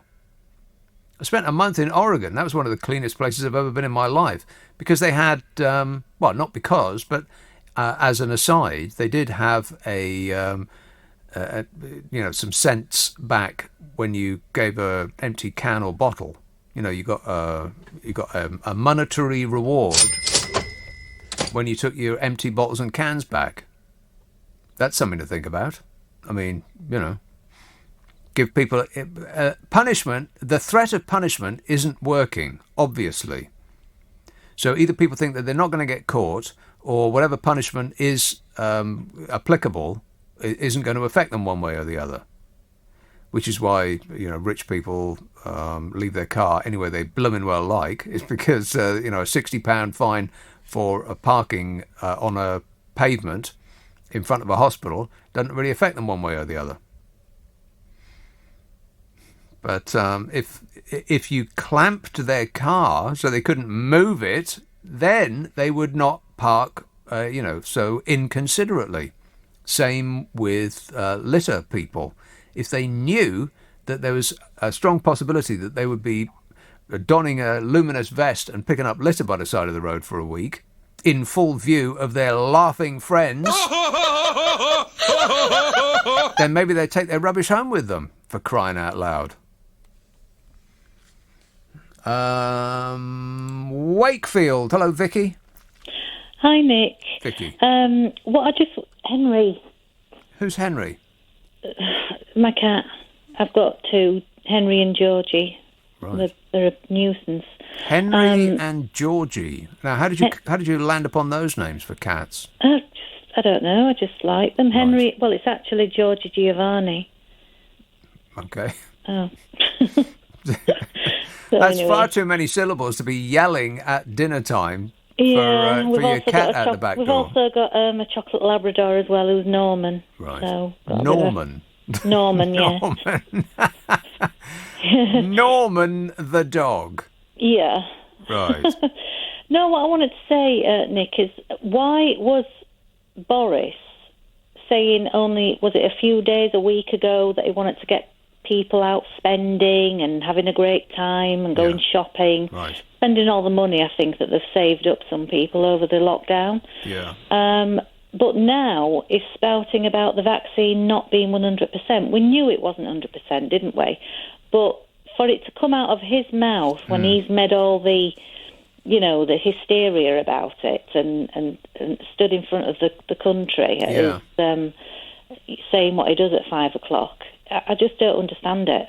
I think that this we're seeing the goalpost. They might as well put these goalposts on wheels. They move them so much that, and I'm not sure that people really took that on board. I think that we accepted getting jabbed with this mystery liquid as what appears to be a giant science experiment. Accepting something that normally takes 10 years to produce, they whipped it up in a year, and we rolled up our sleeves and said, "All right, go on then." As long as the second part of the deal, which we didn't have in writing, of course, it was just assumed that we'd be able to, go out and enjoy ourselves. You remember enjoying yourself, don't you? No. No, barely. Nick, I mean, should we feel ashamed? How do you mean? Not having the vaccine. Ashamed? Yeah, I mean, we are... People who don't want the vaccine are made to feel ashamed. Yeah, well, it's going to be worse than that. You're going to be made to feel excluded. You're not going to be able to go into a restaurant or into a pub, and you certainly won't be able to leave the country. And if you leave the country surreptitiously, you won't be able to come back in, and you'll become a non-person. Yeah, you're right there. What's going on about the hairdressers? Oh, bad news. Don't tell me I've got to go in 10 days. How does your hair look? Like a Yeti. Like a Yeti. All right. Well, I've got bad news for you, Vicky. Unless you've planned ahead. But I'm afraid that I've run out of time, and I'm going to have to give it to you after this break. Okay, then. All right, then. See, very cooperative. Very cooperative person. She's just... let's have a call in Christchurch. Hello, Phil. Hello. I filled out my census form on the 15th of March. Yes. I was very tempted to throw it in the bin, but I thought about the £1,000 fine, so I better not. Right. Anyway, I sent it in, and I didn't write to visitors. That's irrelevant, because you're not allowed to have visitors at the moment, are you? Well, it depends. It depends whether they're in your bubble. Oh, right. Well, I haven't got bubble anyway. Another thing about the internuts who all believe that the moon landings were faked. Yeah. There's loads of valuable litter left on the moon by America that proves that the moon landings actually happened. Oh, but can you see it with the naked eye? Well, no, you need to be orbiting in a satellite around the moon to see it. Well, because it's so small, isn't it? I'll keep that in mind next time I'm in that position. But they're all in. They're all internuts for a reason, aren't they? Are they? Because they're all bonkers. Right. Bit like Ramona's. Lunar ticks. Yes. Yeah. All right. Okay, thanks a lot, Phil. There's another listener with material. Oh, no. Narrowboat Nick says, in Australia, about to become a British citizen. You mean you are in Australia about to become a British citizen? He says, I can't stand Boris the bozo. What a bumbling idiot. Is this really what the British people want? Yes, it absolutely is, apparently. He's an embarrassment to this country, he says, and with zero accountability, what hope do we have? Well, it's the hair and the act and the suit and all that is his deflector shield. That's his superhero power. He can get away with anything, just muscles his hair up and goes, puh! It's worked his entire life. It's infuriating, it really is. He is like Donald Trump in that respect. Nothing seems to touch him. Mind you, a certain, like Donald Trump has not really had a great year so far, Boris Johnson. So remember that. Your fate awaits. Mark tweets, dropping chewing gum in Singapore, you'll get the cane. Yeah, well, that might be going a little bit too far, but how about you get a small knife and take it off the pavement would be a good idea. If you punish people and the punishment has got nothing to do with the crime, then it doesn't really sit. It doesn't. People don't take it on board. But if people drop litter and instead of fining them 50 quid or 200 quid or whatever it is, which would just make them angry and want to do it more, if you give them a high-vis vest and one of those little grabby sticks and set them loose on the park and tell them to pick all that rubbish up, then they'll remember it. Then they will have in mind that they are irritated with the people who left that rubbish. You see, it'll change their minds. It's psychology. I must do the thing about hair. But first, here's some... these people, they just keep calling. How do they get my number? Stockton-on-Tees. Hello, Brian. Yeah, okay, Nick. Yes, okay? Brian. Well, the Union Jack, we've brought it out and we put on the flagpoles, all the buildings and at the interviews. We're making Britain great again. And the walkie Liberals... The what? They're going round the bend. It's driving them round the bend. I love it. I love it just for that. What are you talking They about? can't take it. All the walkie Liberals said it's all wrong, flying the Union Jack and all this. And I'm just loving it because they can't take it. You know, They can't take it. They don't go on about what's the it? Union. They don't go on about the Union flag, do they? The stars. I mean, we've had it pushed our faces for 4 or 5 years around the House of Parliament. Never say a word, do they? The walkie Liberals. I mean, I don't get this liberalism thing. I just don't get it at all, Nick.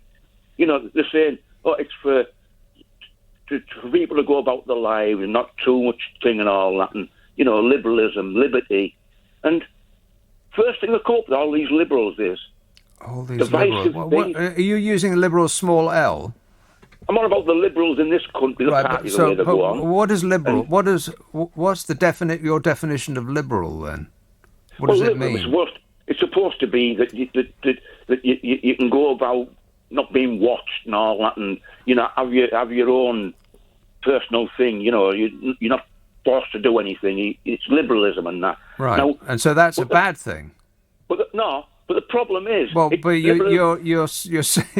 you're saying it as though it's a bad thing, and your definition of liberals is to have some sort of freedom. If you give me a chance, I'll tell you why. If I give you a chance, are you kidding? It's just stupid. Liberalism is just stupid, isn't it?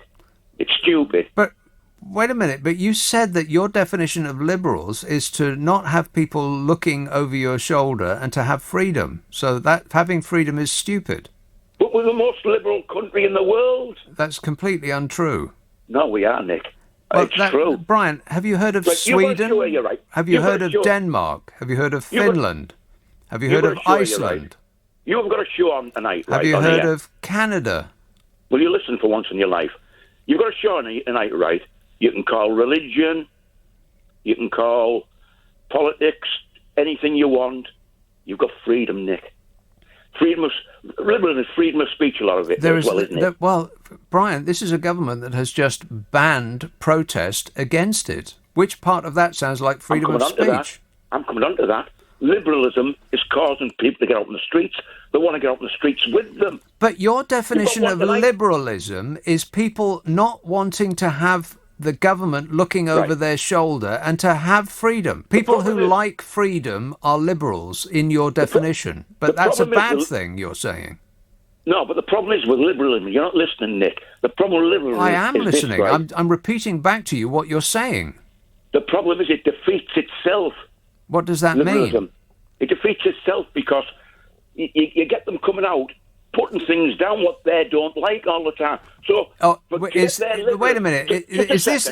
No. You are the man who calls this show on a daily basis to complain constantly about things that you don't like. And now that is what you are accusing others of doing. Accuse the other side of that which you are guilty. Liberalism stops liberalism. That's how stupid it is. What does that mean? It means that they want what they want, these liberals, saying liberty and all this. Yeah. And they're trying to stop people who want their way of life. And it's happening all the time now, and it's becoming crazy. You're the person who's called to complain about liberals. You want to stop liberals having their way of life, and you're complaining that liberals want to stop other liberals. You're making absolutely no sense. Well, you're just so angry all the time, Brian. What's amazing about people like you is that this. What's amazing about you is that you have, in your eyes, you've won, and yet you're still furiously angry. Where does this anger come from? Right, we've got the Union Jack, right? And you never answer a single question. Well, the moment I challenge you on any of the stupid things that you say, you immediately change the subject and veer off in another direction. I mean, we'll go a bit lighter on this, shall we? The Union Jack, right? Waterloo would not have been the same without them. That banner of the Union Jack, would it? It's great for all of the... Brian, the Union Jack is a piece of cloth on a stick. Same as the tricolor. Yeah, they're all the same. What you actually need is pride in your country, which means acting in the interests of your country. But I don't think that that's what you're interested in. That's not what you espouse. You are not actually interested in what benefits this country. You and people like you are only interested in what you have been persuaded benefits you personally. People like you, liberalism like you, right? You can't stand this country. Oh, God. You can't stand this country. And this is it's just infuriating that people like you exist in such numbers. If I disagree with you, that means that I hate this country. Brian, you do not speak for this country. And that you don't understand that is testament to this tiny, furious purple bubble that you live in. Yelling into the internet on a daily basis and down the phone to people like me. And I bet I'm not the only show you call. I bet you're an insufferable caller to every blooming show on the air. Yelling about liberals. I mean, you don't even have an idea what a liberal is. Yelling about people who are woke. In other words, people who are concerned about the welfare and the feelings of others. Oh, yeah, let's kill all of those people. Is there any group of people, Brian, that you don't hate? Let me say it before I go, all right? See, you never answer a single question that's ever put to you. I'll say this to you. Your kind of liberalism stinks. What does that mean? It stinks because you've lost the plot. But what is my kind of liberalism? Well, you call the Union Jack all the time, which is... I'm not bothered about Union Jack. Couldn't give a hoot, but I'm loving it. You hating it. So you don't care about the Union Jack. Well, that's not a very patriotic thing to say, Brian. I'm kind of surprised about that you would admit that. Huh. So don't really care about the country at all then, by your own measure. He's so angry all the time. It's just comical. I mean, this is a guy that has been, so desperately yearning for Brexit. Oh, it was going to be absolutely fantastic. Those sunny uplands. Oh, boy. And that would really stick it to the Liberals. And what's happened since then? Well, the people that voted for it have found that that the sunny uplands don't exist. It was a mirage. It was a fantasy sold to you by people with evil on their mind. And the furious anger is testament to that fact. You won, and you're still furious. You'd think you'd be pleased, but there's no part of what I hear from that caller over and over and over again. There's no pleased there. So, I mean, I could be appalled, but I've decided to be amused, Brian. Call me up when you're feeling less dyspeptic, which I expect will be never. Richard in Wapping says, Nick, would you please tell Darren Adams to say schedule and not schedule? Thanks. No, I will do nothing of the sort. I forget which it is. I mean, there doesn't seem to be any rhyme or reason about the English language. I mean, you don't say scheme, you say scheme. But you're supposed to say schedule, not schedule. And don't even get me started on though. Camberwell. Hello, Will. Oh, hi, Nick. I was listening to your engagement a moment ago, and it made me smile because I think you were using your, what can I call them, your liberal abeyance of the rules tricks, whereby you seem to sit back quite calmly, listening to what was being said. And poor O'Brien, he was just tripping over himself, wasn't he? In his flurry, in his enthusiasm, just to get his red, white, and blue stuff all over you. But he kind of hoisted himself on his own petard, I thought. Yeah. Just by listening. Right. That was just my perception that I had. Oh, and right. I realised I've been using it on my own Brazilian flatmate, who's a Bolsonaro-loving Sidney Powell devotee. And just by listening and picking up the points they make that are nonsensical, it's a great way to operate. Are you talking about Sidney Powell, that ding-a-ling lawyer? That's the one. The best lawyer on the planet, apparently. Yeah, exactly. But, she was going to bring down the Kraken. Is Donald Trump appearing anytime soon? I think he's supposed to have taken back the presidency up to, like a couple of weeks ago now. He's late. He'll be here any moment now. Don't you worry about that. That was her defence, because she was being sued by the Dominion, the people who do those 1.4 billion. The voting machines. Yeah, they're busy putting lawsuits in the front of everybody that has been spending the last couple of months, trashing their reputation. And thinking that they were going to get away with it, because I think that they must have assumed that Donald Trump's ding-a-ling fans were going to take the White House, in that big attempted coup. And that failed. And so Dominion is now coming back and firing on all cylinders. $1.4 billion. And she said her defense was, well, nobody would be stupid enough to have believed me.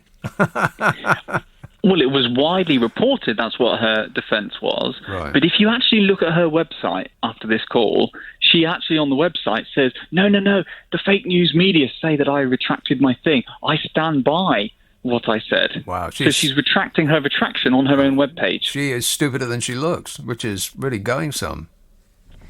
Exactly, for her, yes. Yeah. One other small point I'd like to share with you, though. Go ahead. The beauty of lockdown, I've been getting rid of junk.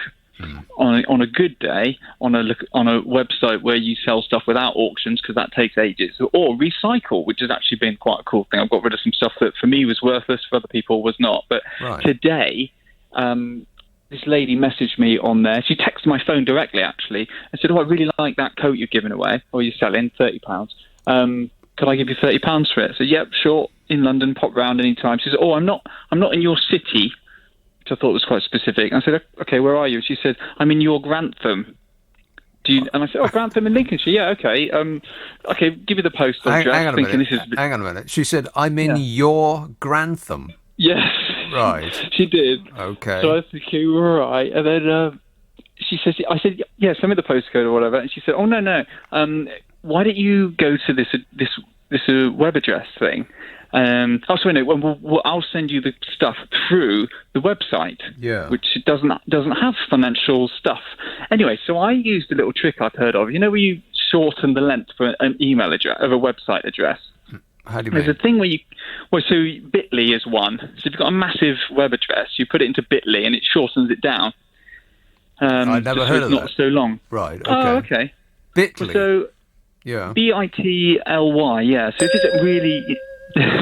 But what this other one does is it reveals, when someone clicks on the link, it gives you all the details of where they are. Right. So anyway, I said to her, "Can I use this courier service?" And she's clicked on it. And oh, look, Eastern Russia, or 3 hours plus the time zone. Yeah. And she's in Russia. Right. And anyway, next thing you know, she's got me, I click on this link that she sends me, and they've got this entire fake website. Nowadays it says type here to speak to our online assistant. Oh, God. They had an online assistant saying, "How you always stop demands for money and so forth." A chatbot. Yeah, and they've set all this rubbish up. And in the end, I just said, "Oh no, I've given it to my flatmate because she was cold." Right. And she starts WhatsApping me, "But you said you gave me your word of honor to sell me coat." And I thought this is. Well, this is a bit of an extreme effort on their part just to get your coat. Well, the point is, I think I would have. Oh wait, sorry. There's a thing, and it says type in your card details here, of course, and we will transfer you the £30. Yeah, that makes sense. Exactly. Yeah, give me your credit card details, and we'll give you money. Yeah, sure it did. Yeah. Okay. Well, keep your well. eyes peeled, Will. Don't trust anybody with anything at all, ever. That's excellent advice. I think you will find. Correct. Yeah. Well, the latest one that I got was it was very believable. I mean, these days, who isn't expecting a package? Every day that you expect something to come through the post, right? It's like every day is Christmas. Every day is like Jesus' birthday. And you're expecting the postie to bring a package for you. Because that's where we get everything these days. Nobody goes to a shops because it's not blooming well open. And so you get everything delivered by the postie. And because of the, we left the ew. No! Yes, the e-boo. Now if you get anything from Europe, you've got to pay extra. They're supposed to take the VAT or whatever it is off the price of the thing before they send it to you. And this has worked perfectly. I bought something from Italy, and they did exactly as they should have done. It seemed pretty easy, actually, considering how much moaning people have been doing in this country about, we can't deal with the European Union anymore because of all the paperwork. And people in Europe have been saying the exact same thing about doing business with us. But all they did was they took the VAT off. So I paid a lot less than it came to on their website. But then the post office charged it me when it arrived. Or rather, they insisted that I paid for it before they even delivered it to me. Worked no problem. So, anyway, long story short, too late, yeah, I know. But everybody's expecting a package. So I got a text on my phone that said the post office is informing you that you have a package which we will not deliver. We will send it back to the person that sent it to you unless you give us £2.50 extra postage, something like that, or £12.50 or whatever it was. And alarm bells started ringing in my mind. Warning, warning. I thought the smart thing would be not to click on the link in the text message on my phone, but to highlight it and then copy it out and write it out in long form on my computer.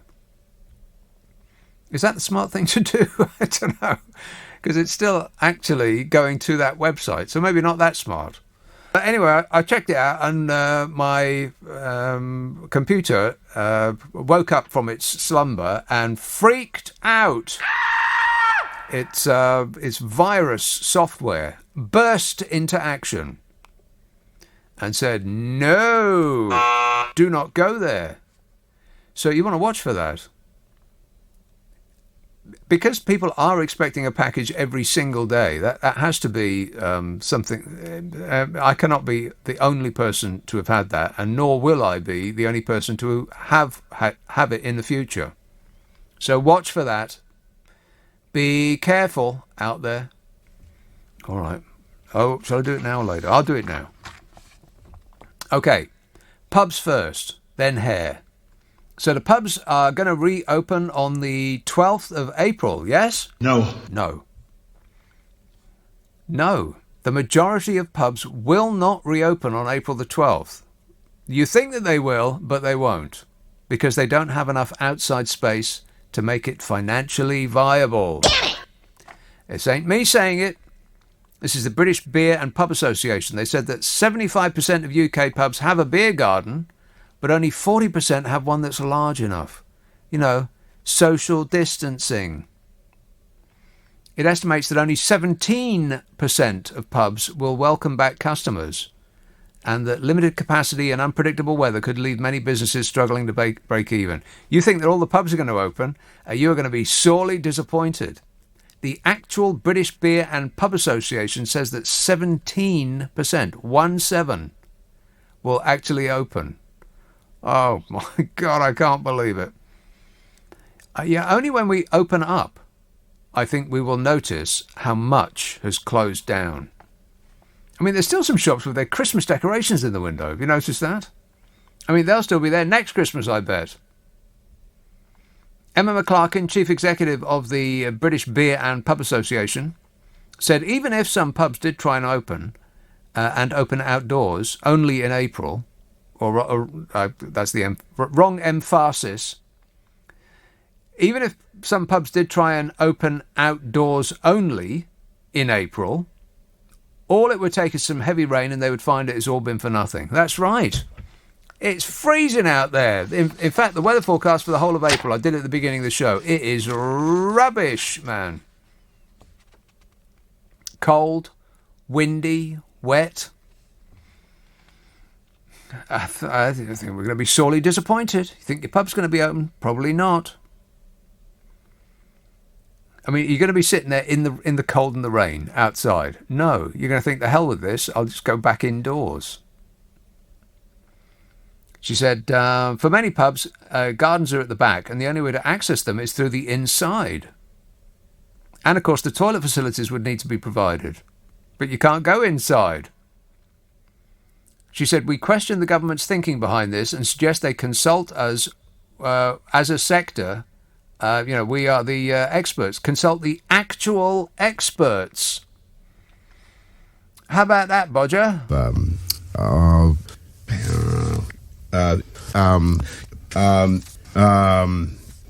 Yeah. So that's probably a no.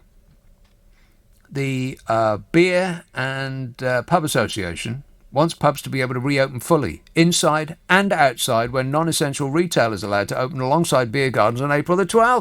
Well, that makes sense to me. I mean, if you can go into a shop, why can't you go into a pub?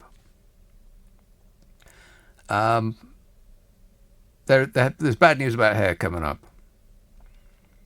The Daily Mail revealed that Bodger Johnson's roadmap for lifting almost all restrictions by June the 21st could now be dependent on a functioning vaccine passport programme. Oh, no. That word functioning is worrying.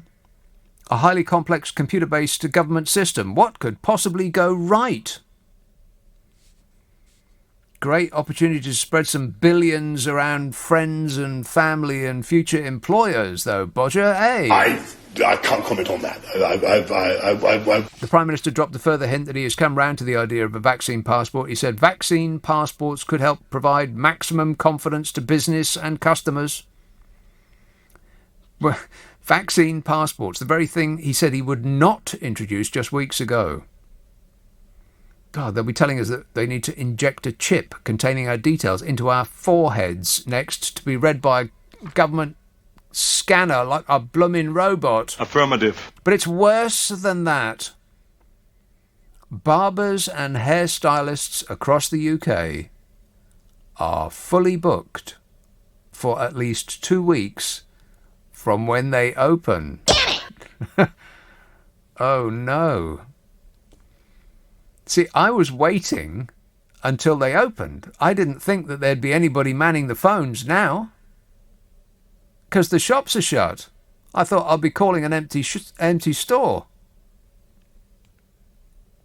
Hair salons and barbers were forced to close their doors to customers when the country was plunged into its third lockdown on January the 5th. God, is it that long ago?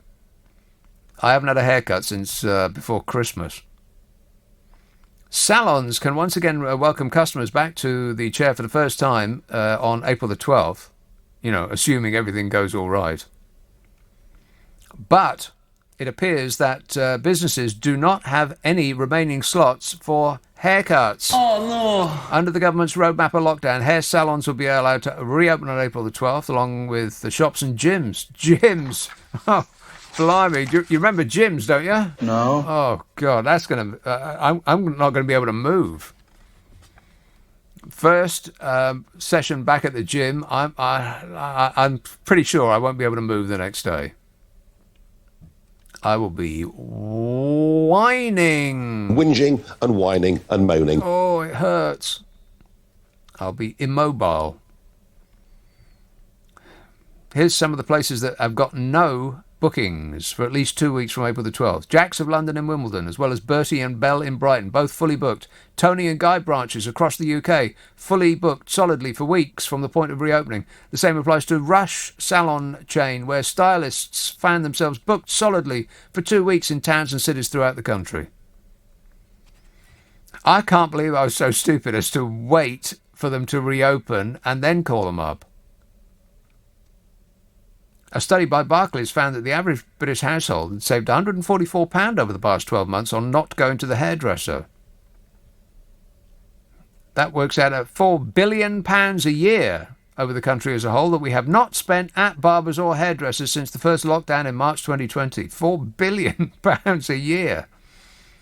God. The study even found that 47% of the Brits who expressed a preference said they would continue to do their own hair on occasion.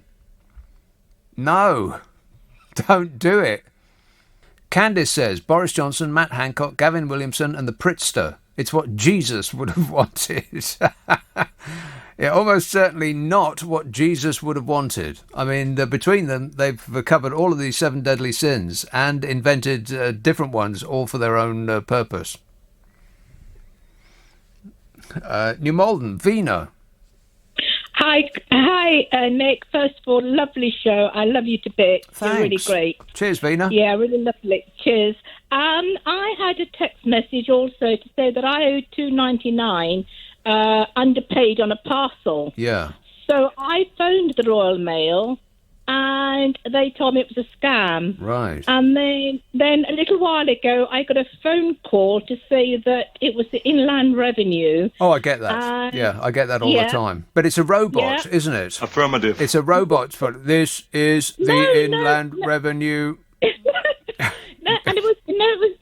wasn't a robot. And so she said I owed this money and underpaid and blah, blah, blah, and all the rest of it. Yeah. So I turned around and said to her, I see you're not from the Inland Revenue, and I'm going to report you to the police. And then she said a few choice words to me and put the phone down. Yeah. So there's just so much of it. Yes. These people need to be electrocuted where they sit, or have some other punishment visited upon them. Something needs to get done with these people. How is it possible that in this day and age they cannot be traced? Why isn't something being done? Well, I don't know. You tell me. I can't tell you, Vina. I can ask the question, but I can't give you an answer. No. Do you know, this is the first time I've spoken to you, and you have me in fits of laughter. It's unbelievable. Absolutely fantastic, your shows. You're one of the best on LBC. I appreciate it. Thank you. Thanks, Vina. Cheers, my dear. Pleasure. Ta-da. Or Rebecca, in Sandy. Sandy. Where's that, Rebecca? It's in Bedfordshire, Nick. Ah, it sounds a delight. It is beautiful. Is I did hope the first time I'd ever speak to you that I'd be delivering you some original material, but unfortunately it's just a public service, really. Go on. On the Royal Mail text scam, what actually happens is it catches someone who is in a rush and expecting a parcel, and so they just quickly click on the link, pay the £2, right?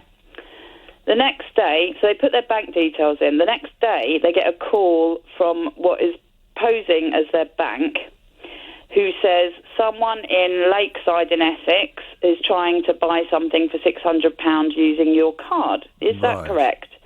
And that person goes, no, I'm nowhere near Lakeside, so that's complete rubbish. It's got to be fraud. And the bank says, OK, we're glad we intercepted it.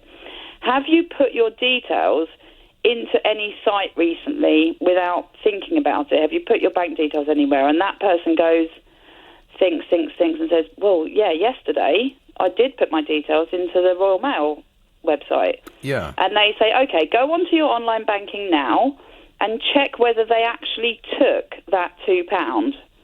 So you could log on to your banking and you check, and oh my God, no, they never took that £2 for the Royal Mail.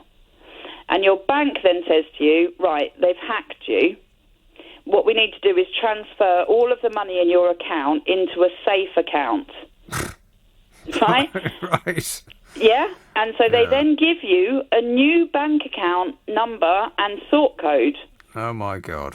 and say quickly, before anything else happens detrimental, Hurry. transfer your money into this safe account we've set up for you, and people bloody well do it. Or you could go to one of those holes in the wall, take all of your money out in cash and set fire to it would be a good idea. Yeah, and people have lost tens of thousands of pounds doing that. These people need clever. to be thrashed. And the people actually say, like, thank you so much. Oh, I'm so sorry. What an idiot I was to go on that Royal Mail site and then happily transfer £10,000 to this person on the phone that says that they're their bank. Yeah, and they can actually impersonate the number of your actual bank. They can call you from the number on the back of your card. So there's that too. Warning!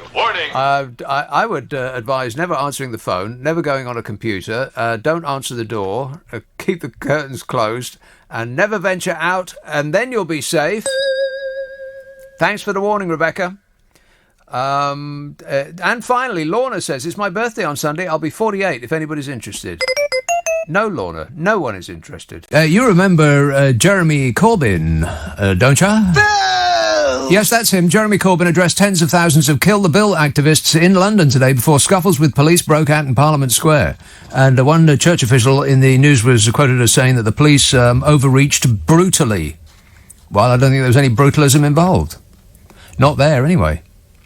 Protesters chanted, banged drums and waved placards in front of Jeremy Corbyn at the demo to rail against the police crime sentencing and courts bill, which will ban protesters from chanting, banging drums and waving placards. Oh, no. 10,000 people were at the rally, which was held in Parliament Square, where 10,000 people can barely squeeze in. The former Labour leader stood next to a statue of Mahatma Gandhi as he spoke at the rally, describing the government-proposed bill as very dangerous and a slippery slope. He said, if we don't protest, things don't change, which is right. I mean, if you do protest, things might not change, but at least there's a chance that they might if you protest. If you don't register a complaint, no one is going to give you what you want. Don't ask, don't get. Remember? Yes. The majority of protesters from the demonstration dispersed peacefully. Some did not. And those are the ones that the press will concentrate on. I betcha. They'll be on the front pages of your papers tomorrow under the headline, Enemies of the People. 3 protesters unhelpfully unfurled a banner which read, Kill the Cops, which was close to Kill the Bill, but not quite right. Incorrect. I mean, if you really want to give the government an excuse to crack down, just do that again. There is apparently a national weekend of action, and haven't they got the weather for it? No. Blooming freezing outside. It's absolutely awful.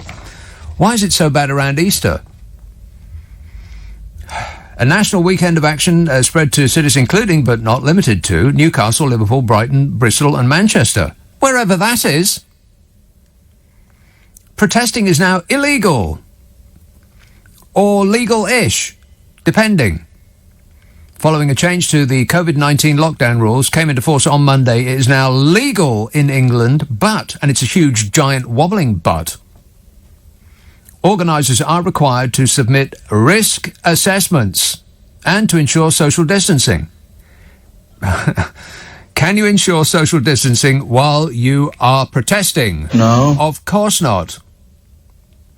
Therefore, if you can't ensure social distancing, then your protest is against the law, which means that even though protests are now technically legal, they are still in effect illegal. Unless I'm getting any of this wrong, in which case you must correct me. And all this was about, firstly, preventing the public from registering their opinion of this catastrophic regime. We'd much rather not change our ways. We'd rather change your opinion of our ways, is the government's credo. You know, what would Donald Trump do? He would usually do the absolute worst in any circumstance. Don't be rude. Exactly. So there's that. So partly to, not have anybody visibly complaining about the dear leader. Partly because of the Black Lives Matter protests. You know, now that racism has been solved in this country. They really are just gaslighting us now, aren't they? It is comical. Laughed out loud when I read that. And also partly, of course, because of the Extinction Rebellion people. The Extinction Rebellion people. You know, the pink boat people that took over Oxford Circus. With Emma Watson, who flew over from America on a plane, if you please, in first class. I've spoken about this quite a bit because I was in Oxford Circus when the pink boat people were there. I'd forgotten that they were there. I went for a completely different reason, just to be up on a rooftop having a light lunch. Booze. Lots of it. And I thought, well, my first thought was up high, you could see all the way to Canary Wharf, but you actually couldn't, hardly at all, because the air was thick with particulates, which had been, squirted out the back of cars, mostly. And I thought, God, I'm breathing this. Terrible. And then I went down to, because I'd gone around the back of Oxford Circus. I never deliberately go through Oxford Circus. It's always a nightmare there. Why anybody would want to walk up and down Oxford Street is just a mystery to me. It's London's most famous shopping street. It's tourists. You remember tourists, don't you? No. Yeah, they used to be people with funny accents who used to come over here and buy all our stuff. Because they come over here, giving us money. Thank goodness they don't do that anymore. So I usually skirt around the back of Oxford Circus, and as I did, I thought, hey, it's weird. It's like a deeply quiet Sunday, because there's just no traffic at all. And then I rounded the corner, and there were people having a party. And I thought, oh, yes, the Extinction Rebellion people. They'd stopped the traffic. And it was glorious. Just like the centre of a city should be. Traffic-free, people. But anyway, people were very, very upset. Mostly cab drivers. And I can understand that they'd be aggrieved and annoyed, and delivery people. And the government, of course. Government very, very upset. And so the pink boat people were put on a terrorism watch list. Emma Watson, out of America, the actress. Emma, what's her name? Right. It should be... Oh, I don't know, some bloke in there complaining on the phone already.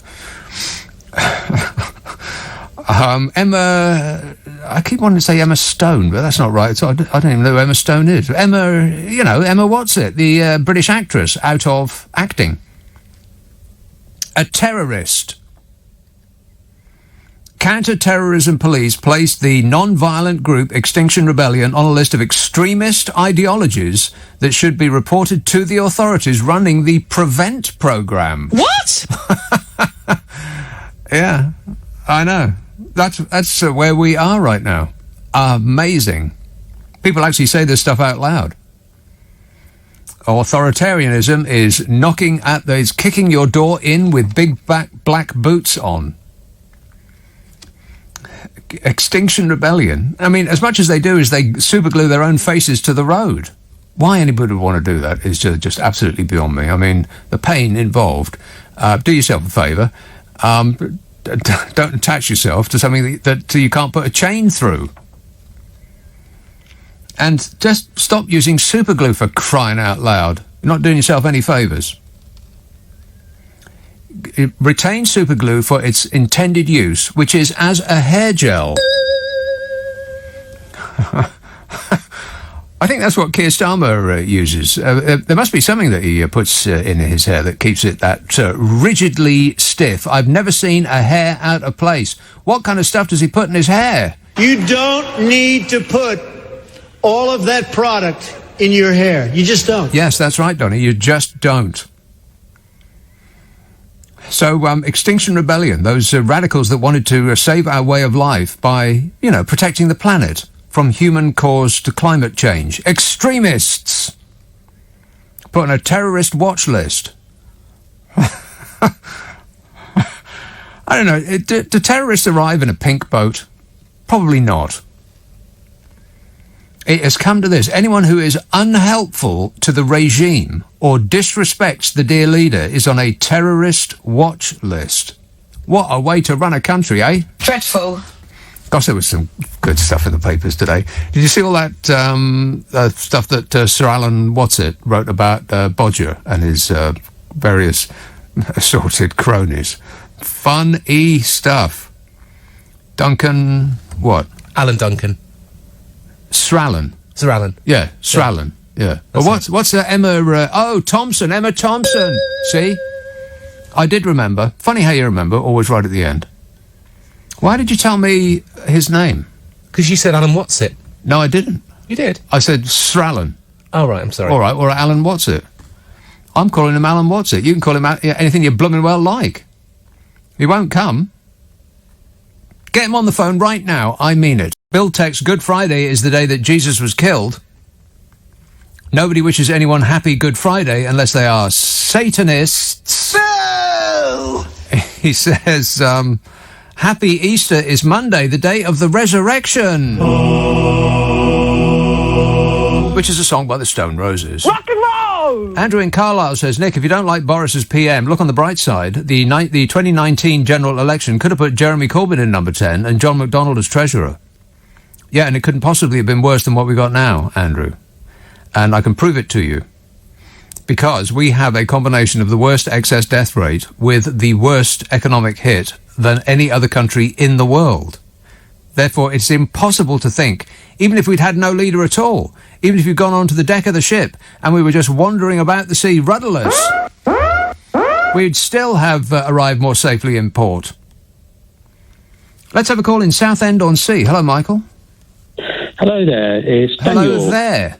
Can I call you Michael? Daniel. Michael. Can I call you Michael? You can if you want, Nick. Excellent. That's fine by me. Thanks. You usually try to work out the weather by this time of the evening. No, I've done that. I did that yesterday. But talking about the weather, do you remember this? It's all about this Alex Beresford character. Who? The one who's had the argument with Piers Morgan. Right, yeah. But with the weather, do you remember, like in the good old days, we used to get these people that read the weather, like Francis Wilson, Ian McCaskill, Michael Fish. Yes. So that's all they did their job properly, didn't they? Well, what do you mean by properly? Well, they came on, they did the weather, and it was all straightforward. But they all want to be like superstars now, don't they? They gave us the weather that may or may not actually happen. Yeah. Well, I think Michael Fish, he made a bit of a mistake, didn't he? Famous mistake. Never mind. It's not like it's the only thing that anybody remembers about you. Well, we had a big storm, didn't we? Afterwards in October. Yeah. Mm-hmm. Yeah. But that Alex Beresford, he's made Piers Morgan quit, hasn't he? No, he didn't. Nothing of the sort. You're joking, mate. Of course he didn't make Piers Corbyn quit. How did he do that? Well, he upset him, didn't he? Upset him? Oh, please. Upset him? Mr. Yelling at the TV at anybody who came on. Piers Morgan? Upset him? You've got to be kidding me. Alex has now said he's quitting social media. Yeah, right. Well, I don't blame him. I don't know why people who are in the public eye read social media. Why would you do that? Why would you put yourself through that? Seriously, there's nothing good to come from it. You could read the messages from 1,000 people who say, "Oh, so you're so fantastic," and you won't remember any of them. You'll only remember the one person who says, "Well, you should go and kill yourself."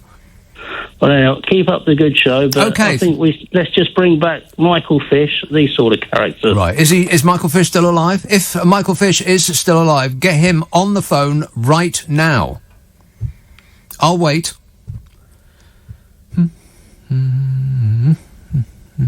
He's not picking up? Oh, all right. I'll carry on then. I don't know, why can't news readers and weather persons cross over? I mean, it's not like they're scientists or anything, weather people. I mean, they are in receipt of information that is from scientists. Do weather reporters on TV actually have any qualifications? Do they? I mean, are they actually scientists? Or are they just presenters? Because people who present on TV, they don't have any qualifications, believe me. And neither do anybody who was on the radio. Do you think I've got a qualification for this? No. Of course not. That's apparent. In fact, I am uniquely unqualified to do this job. It's a fact. But I don't know. Why not? Why can't a news reader become a? I've got no idea. Why can't a weather person become a chat show host? Why not? Why does everybody have to be pigeonholed? We're pigeonholing everybody. And there's a hole that you don't want to be stuck in with a pigeon. You know, what with all the... exactly.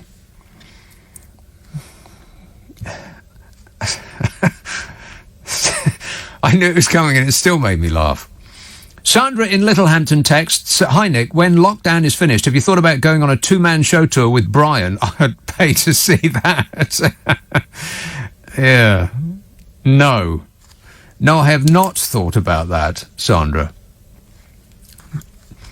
This text says, Johnson versus Starmer. The difference: A, everybody knows Boris Johnson. B, nobody knows Keir Starmer. 2, the similarities: they're both Tories. Yeah, there's another similarity. They both agree with Boris Johnson. Correct. I'm still waiting for the head of the opposition to make his presence felt. So far, nothing. Maybe that's part of his little scheme to creep up on us quietly. You know, not to make any ripples. Except in his hairdo. How do you get your hair to look like that? Curious minds are keen to find out. Let's have, okay, Oldbury. Hello, Ranjit. Hi, Nick. You know, you've really led me into this now. You know, you're talking about hairstyles and pigeons, right? Yes. You know, Donald Trump's hairstyle, yeah? It's like called the ducks, what you call it, behind, yeah? Is it? And you just the behinders, the behinders. Yeah, the behinders, yeah. The behind and side you know when behind. you just what comes out of it, and you did the sound, yeah, right. And that was a lot of it. And you're saying about your qualification that you don't need any to be a radio presenter. No. Well, you could be president, couldn't you, really, of America? Because you probably got a lot more intelligence than Donald Trump did. Right, and you know your conspiracy about hairstyles. You had Kim Jong. Now? You had Kim Jong, Boris Johnson, and Donald Trump. If you get a picture of Keir Starmer and Rishi Sunak, I did tell your producer to have one ready for you. Yeah. They've both got the same hairstyle. Yes. It's kind of a brush back. Mm-hmm. And then a quibbed over, like Johnny Bravo. Yeah, I don't know who Johnny Bravo is, but brushed back and glued into place. Yes. Yeah, in the 70s, all of my uncles used to have that kind of a hairstyle. Right. I know, that's why I was watching Rishi Sunak the other week. And by in the 70s, you mean that they'd had the same hairstyle since the 50s? Since the 50s, yeah. That's the... And the pointed shoes. Yeah. Do you see Rishi Sunak? When they interview him, he's got pointed shoes. And I wonder if he's got lifts, because he is actually only 3'6". That's a fact. Okay, he might be 3'6", yeah, but I reckon there might be a zip on the side of their head where their brain's been transplanted. That's Keir Starmer and him. Oh, okay. Because, all right. This sounds like so much material that you've got, Ranjit. Why don't you write a book or something? There's a picture of Keir Starmer. His face is much, much wider than his head. It looks like he's put the top of his head in a pencil sharpener, doesn't it? No offence. So, where's the other one then? Just above it. Oh, I see.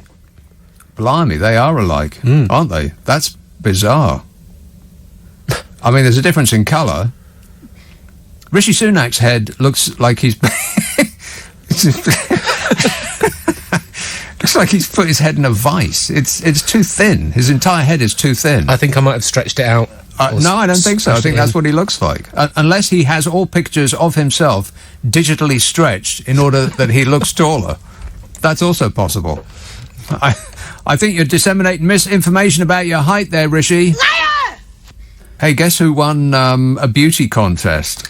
I'll come to that in a while as well. Priceless. Huh. So, Nigel Farage was on a bridleway. Is there any clip that I could pluck out of the air that associates Nigel Farage with a horse? I'm immensely grateful to you for everything you've done in British politics over the last few years. I used to be an ardent Remainer. I voted Remain. I believed in the European project. Mm-hmm. I believed that staying in the European Union was the best thing for us. And then something happened, and something monumental happened. It completely changed my opinion on the whole situation. What was that monumental thing, Mark? I was kicked in the head by a horse. Right, very good. Okay, fine. Thank you. No, thank you. Boris Johnson is poised to...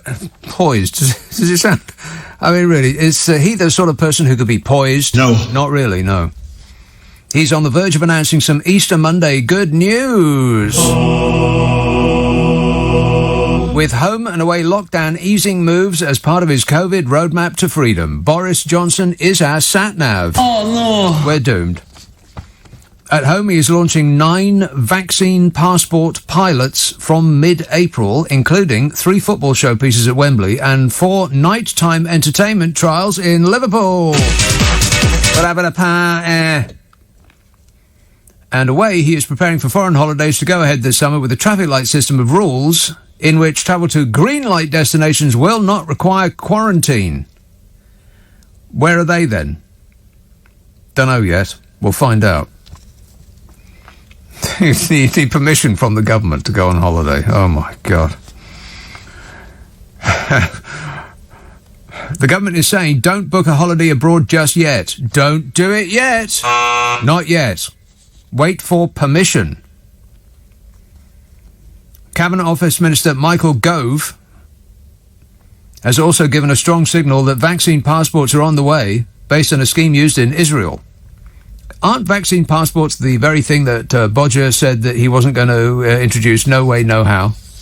Yeah. You only know when something is true, when Boris Johnson says it's false. Writing in the Sunday Telegraph, Michael Gove says vaccination is a hugely powerful tool. But it can never provide 100% protection. That's why we need to look at every option potentially available to ensure the fastest, safest and most sustainable road back to normality. Yeah, because up to this point, they haven't done anything fast or safe or sustainably. Gove says, given the hit that the nighttime economy in the entertainment sector has taken over the last year, anything which might help businesses reopen sooner must be worth considering. I'd be amazed if there are any clubs left, wouldn't you? How's a nightclub been surviving over the past year and a bit? How can they reopen? Impossible. But anyway, this is what Michael Gove said. Michael Gove saves nightlife. You believe that? No. He said the Israeli approach involves a smartphone app. Oh, God, it's a smartphone app. Disgusting. Oh, that was the wrong one. Damn it. Oh, well. Never mind. It's an app, baby. The Israeli approach involves a smartphone app. Yeah, well, they have smartphone apps. He said the NHS app could serve a similar purpose here. Why? They do insist on calling it the NHS app, don't they? So as to put all of the blame on the NHS rather than, their mates in private corporations that are actually running a test and trace. The test and trace system, how is that actually going, Bodger? Contact tracing. It took forever to find. Could have driven a bus through that gap. If the plan requires legislation, the government might try to win over rebels by promising them that the vaccine passport will be temporary, perhaps for no more than a year. Yeah, and if you believe that, I've got a bridge over the River Thames I'd like to sell you. So vaccine passports, however unpopular, could eventually lead to a relaxation of social distancing in pubs and restaurants and a return to queuing at the bar. So that's what they say. That's what they're trying to sell us on. You have to have your papers in order. They sell it to us as, it'll be fun. What's this? More information. Ah, more information. Wow, I am absolutely full of it. US, Israel and Dubai are likely to be green. The US? No way. But the US is absolutely riven with it. Riven with the disease. They are disease and stupidity. Don't be rude. I'm just telling the facts, Jack. There's no end of dingalings in America. Texas has, I mentioned this last night, Texas stopped all restrictions. They threw open all businesses. You can do whatever you blooming well like in Texas, up to and including shooting your friends. It's a Texas thing. No masks necessary. And they did that on March the 10th, I think. Now, people who are of a questioning mind might say that it's too early to tell, but I think that up to this point, and since the 10th of March, the case numbers have done nothing but go down. Isn't that strange?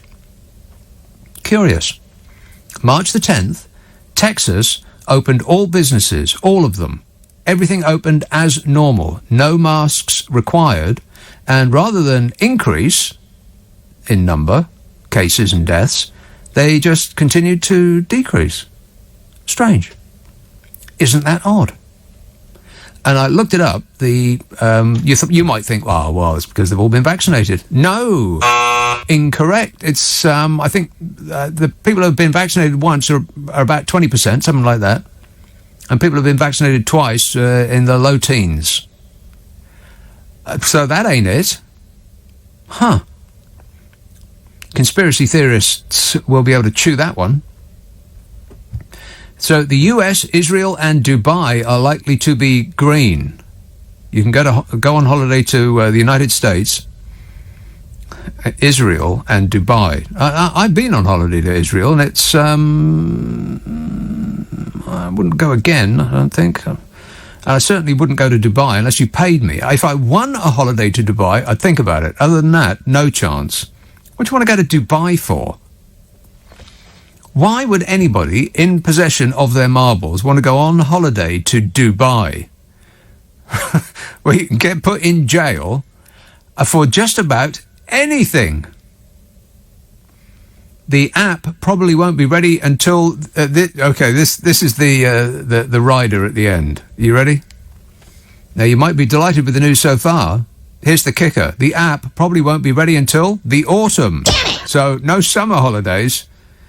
But you might be able to go to Christmas. But I wouldn't count on it because, Christmas is flu season and we'll probably be right back to the start. But that's just me being negative. Affirmative.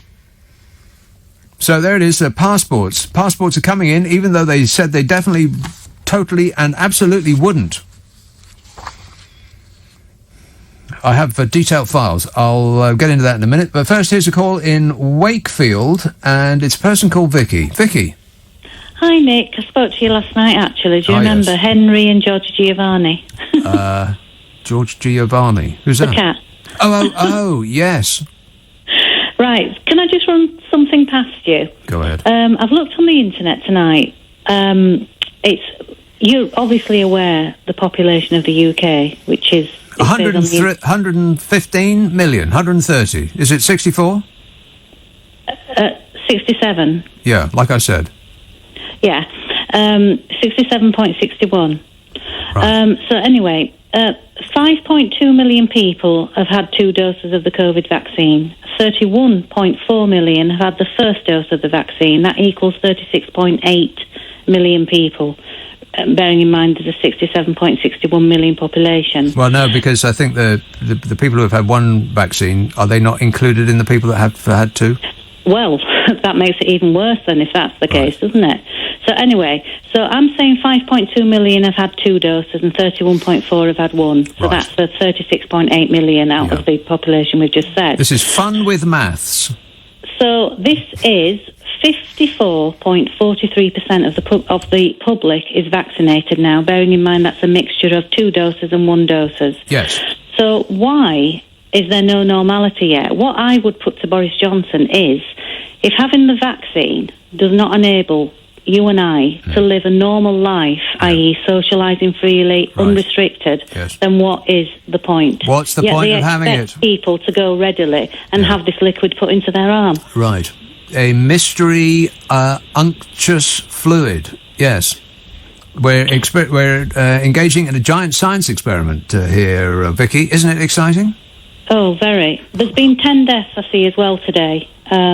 It said on the news. I'm assuming that is over the past few days up to today, and 3,423 confirmed coronavirus cases. So I'm just not getting it at all. Don't even get me started on the passport. I won't. Well, see, that's the thing, is they keep moving the goalposts. They say, right, okay, if you agree to taking this vaccine, then that will be your nirvana, and sunny uplands will be your next stop on the bus. Yeah. And we said, yeah, all right then. And he said, well, yeah, the problem is it doesn't give you complete protection. So what we need is you to agree to a vaccine passport, the very thing that I promised that I wouldn't bring in just a couple of weeks ago. We're now going to have so that you can rejoin your, what you can dimly remember as a normal life. Yeah. I understand that. And now they're saying that, but it's only going to be for a year. And I betcha that it'll be, when a year comes around, they'll say, oh, well, I'd love to cancel it and, put them in the bin. But we really need it just for another year. You don't mind people, do you? Plus, we're going to put a lot more information on there than we previously said that we would. It feels like a pacifier, doesn't it? Like a dummy you'd give a baby. That's what I feel they're doing to us, basically. Yeah. Yeah. Right. Well, that sounds quite. But I just wanted to ring in, Nick, and give you those figures tonight. Yeah. All right. Well, thanks for the figures, Vicky. Do you have your percentages at the front of mind? No, me neither. I think it was 30% of 14% over the first number that you thought of, and the plus 32 is centigrade. I think you'll find that is right. Yeah. Jane? Hi. I want to say, first of all, I love your programme. Thanks, Jane. But I've rung up with some two criticisms. One's not very serious, and the other one is. Yes. Right. The first one is your Scouse accent was Manchester. I know. I'm doing the guy at the beginning of Shameless. We're having a party. Oh, right, okay. I apologise then. That's okay. But a lot of people could be upset about that because they're beautiful people in Manchester, but their accent is horrible and Scouse is lovely. Yeah, right. And the second thing is really serious, and you're a clever guy, so you know this, I'm sure. But there is a point in having the vaccination, even though we're still, holed up and not able to live our lives. Have you heard of, I know you will have heard of, long COVID? Yes. And the thing is, it's horrendous, and about 1 million people apparently are now suffering from it, who have had COVID, and I think that alone is enough reason to risk, whatever headache or whatever you might get from the vaccination. And I think it's important that we don't discourage people. Well, from having it. You don't think that I'm discouraging people from having the vaccine, do you? Well, by saying, and people do take what you say seriously, and why not? I'm a guy who plays cow noises on the radio. Nobody should take what I say seriously, but go ahead. Yeah, but, anyway, the thing is that from what the lady said, what was the point? And you sort of didn't point that out. I think some people would go, yeah, you're right. Yeah, but what she's saying is the deal was sold to us as, although it wasn't written down, we didn't look at the terms and conditions, but we were told that you take the vaccine and you get your life back. And then we took the vaccine and we didn't get our lives back. Well, you found out with something that you already know. Politicians' promises, you can't take any notice of them. Well, hang on a minute. I mean, at what point do we hold them to account? Never? We can hold them to account, and that's the opposition's job. But what I'm saying is that the reason to get the vaccination, the reason to wear a mask, the reason to be cautious, is not because of Boris is going to be like a headmaster and let us out or whatever. It's because it's for our own sakes, for each one of us to decide what risks we want to take. Right. Well, see, now you've just gone back on yourselves. It's for each of us to decide for ourselves, but that's not the deal that's being sold to us. We don't get to decide for ourselves. Everybody must comply. Otherwise, you don't get to be a citizen. You don't get to go to the pub, and you don't get to go to the cinema, and you can't go to the nightclubs or the theatre or restaurant or football matches or anything. Well, your decision, has to take that into account. But then that's no decision, though. The reason is for your own health, for yourself, not because somebody else tells you to. I wouldn't do anything because someone else tells me to. I'm a Scouser, Well, see, that's not entirely right. I mean, you do no end of things because people tell you to. It's just that they don't lecture you about it on a daily basis. But, we all, most of us, conduct our lives as upstanding citizens. I don't include politicians in this, obviously. No. But well, some of them, but not many. Not many, no. None that I could name off the top of my head. Did you read the thing today about Sir Alan, who wrote a diary about his time in government, and he said exactly what he thought about Boris Johnson and all the rest of them? No, I didn't. Oh, it's priceless, Jane. You'll love it. I'll get into that just after the news. Okay. But I agree that it's probably the... But see, what do I know? I'm not a medical professional. I've got no idea what I'm talking about. I just take their word for it. And the overwhelming consensus appears to be that you want to take the vaccine. And so I have. But, if the virus only, the sort of fatality rate of the virus is very, very small. It's like around 1%, something like that. Most people who have it don't even know they've got it. And so I can understand why people would think, well, I don't really want to take part in a giant science experiment to take a vaccine that has been pushed through in a tenth of the time that it would normally take vaccines to be okayed by the relevant authorities, particularly now that there's this thing with the AstraZeneca vaccine, which has been suggested to have caused blood clots and so on. I mean, there's countries all over the world that have ceased giving it out to, based on people's age. I am taking it. I would say everybody just, listen to what the scientists say and go along with that. But I can understand people that don't want to. Well, there's lots of things people do that I wouldn't do, even if I was able, if I had that head for height. I doubt that I'd go up sheer mountain faces, but people do it and they do it for the kicks. Yeah. So, but the thing is, this is something that I just think that long COVID is such a serious thing. And if, as you say, if people want to take that risk, but they need to at least realise what the risks are they're taking. It's not just death. Right. No, I get that completely. What I find a bit weird is, and I know I brought this up in this context before, but as a society, we are now at the position where we aren't willing to accept any risk, where there is no risk that we are able or willing to accept. But it's bizarre, isn't it, that the number of deaths from COVID equals the number of deaths from cigarettes over 2 years. Like the number of people who died from COVID in the last year equals the number of people who have died from smoking in 2 years. But it's about 70,000 a year, something like that. But it was 70,000 this year, and it's 70,000 the last year, and the year before, and the year before that, and the year before that, and the year before that, and back into history. So millions and millions of people have died smoking cigarettes. Isn't it weird now that as a society we have closed everything down?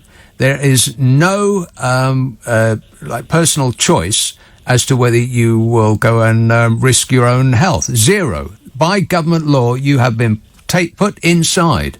And yet, we sell legally, in a place where you can buy comics, cigarettes that kill 70,000 people a year. And they say, oh, well, we don't want to interfere with people's personal choice. Yeah, well, yes, they do. They're doing it right now. They've been doing it for a year. I just don't. I can't fathom the two side by side. I don't get it. I've also got one other thing which I've just thought of when you were talking about, or the lady was talking about Texas, is it? Yeah. Where they opened everything up and the rates didn't go up. In fact, they went down or something. I wonder how much damage is being done. Because you get immunity from going out and about and mixing with people and being exposed to small amounts of lots of different viruses and things all the time, always, especially in winter. Right. And so now we won't have had that natural protection. And Correct. maybe Yeah. by being exposed to small amounts of even this awful, horrible plague, perhaps you would get immunity to it. Our immune systems have fallen over because we haven't subjected them to any nasty ickiness. Correct. Yeah, possibly. Yeah. So there we are, you see. Jane, the scientists don't know it all, do they? No, We they do. don't. Yeah. My best advice to you, Jane, is to go out and lick a bus stop for the benefit of your health. I will do. I will Okay. do that in the morning, yes. Right, okay. And call me back and tell me what it tastes like. Thanks a lot. Certainly from anybody in the government. What do you say, Bodger? I can't comment on that.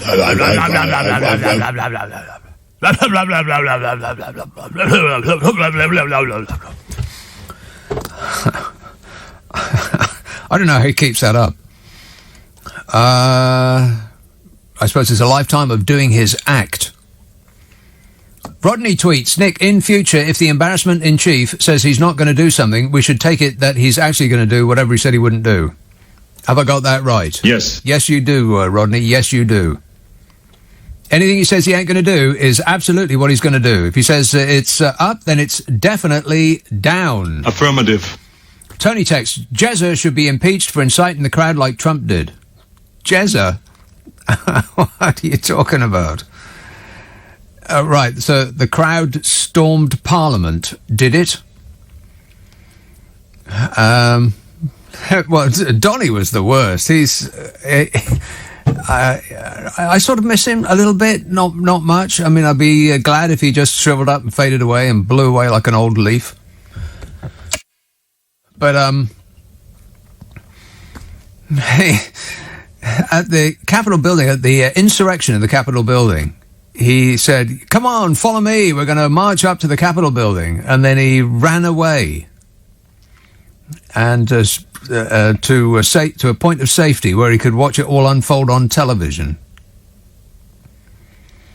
He is utterly despicable. I am the most fabulous whiner. And I'm a whiner, and I keep whining and whining. That's exactly what I meant. He's a whiner. I'm a whiner, and I keep whining and whining. Whining and whining.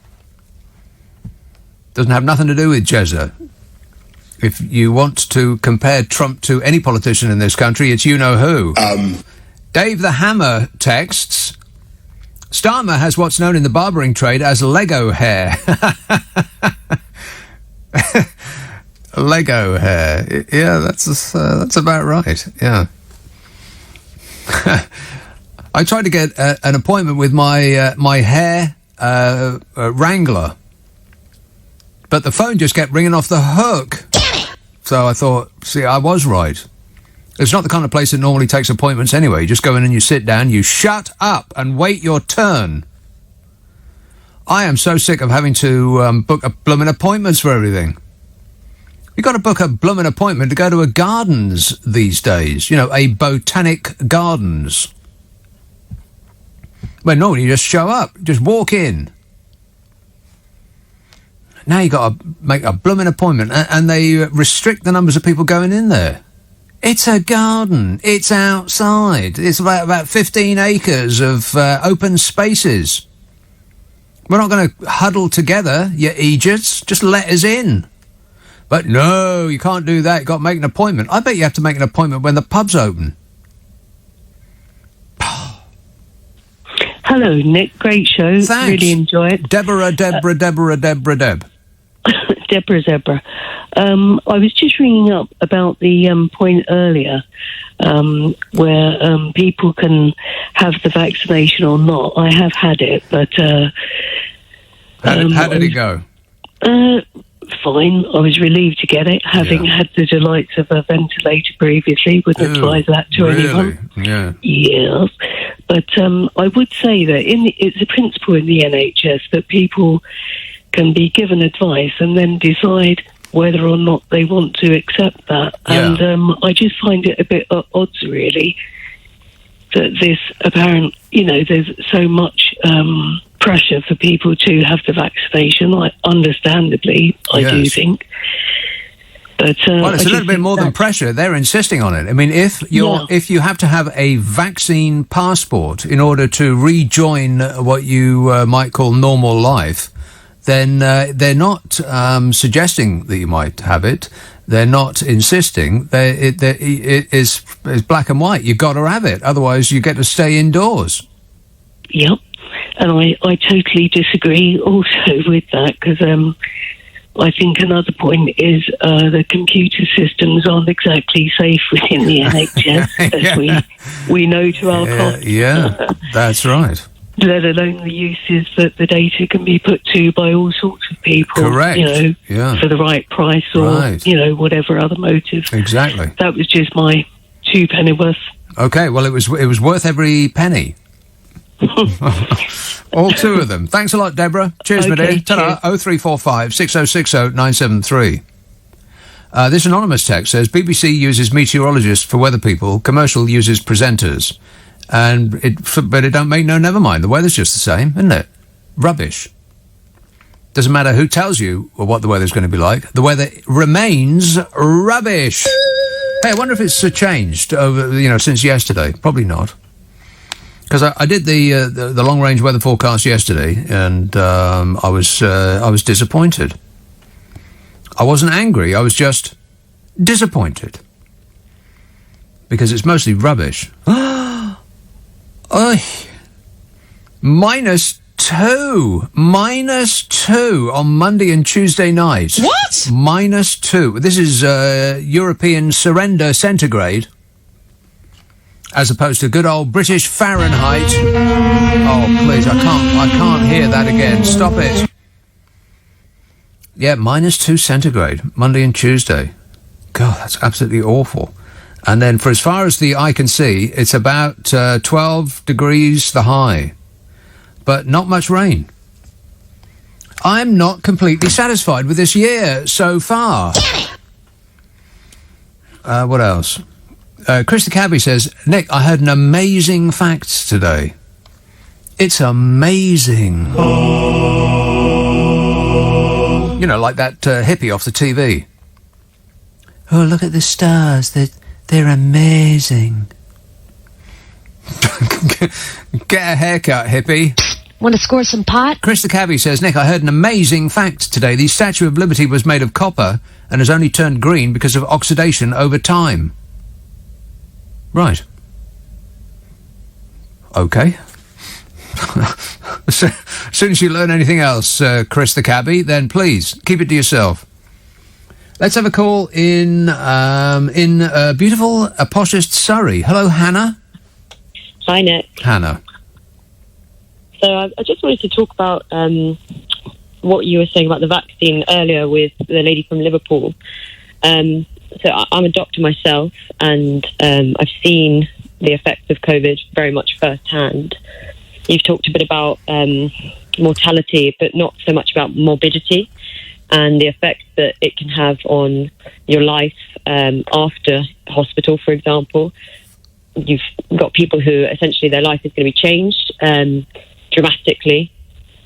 People who are going to be living with significant disability after surviving COVID, for example. So those numbers need to be considered when thinking about the vaccine as well.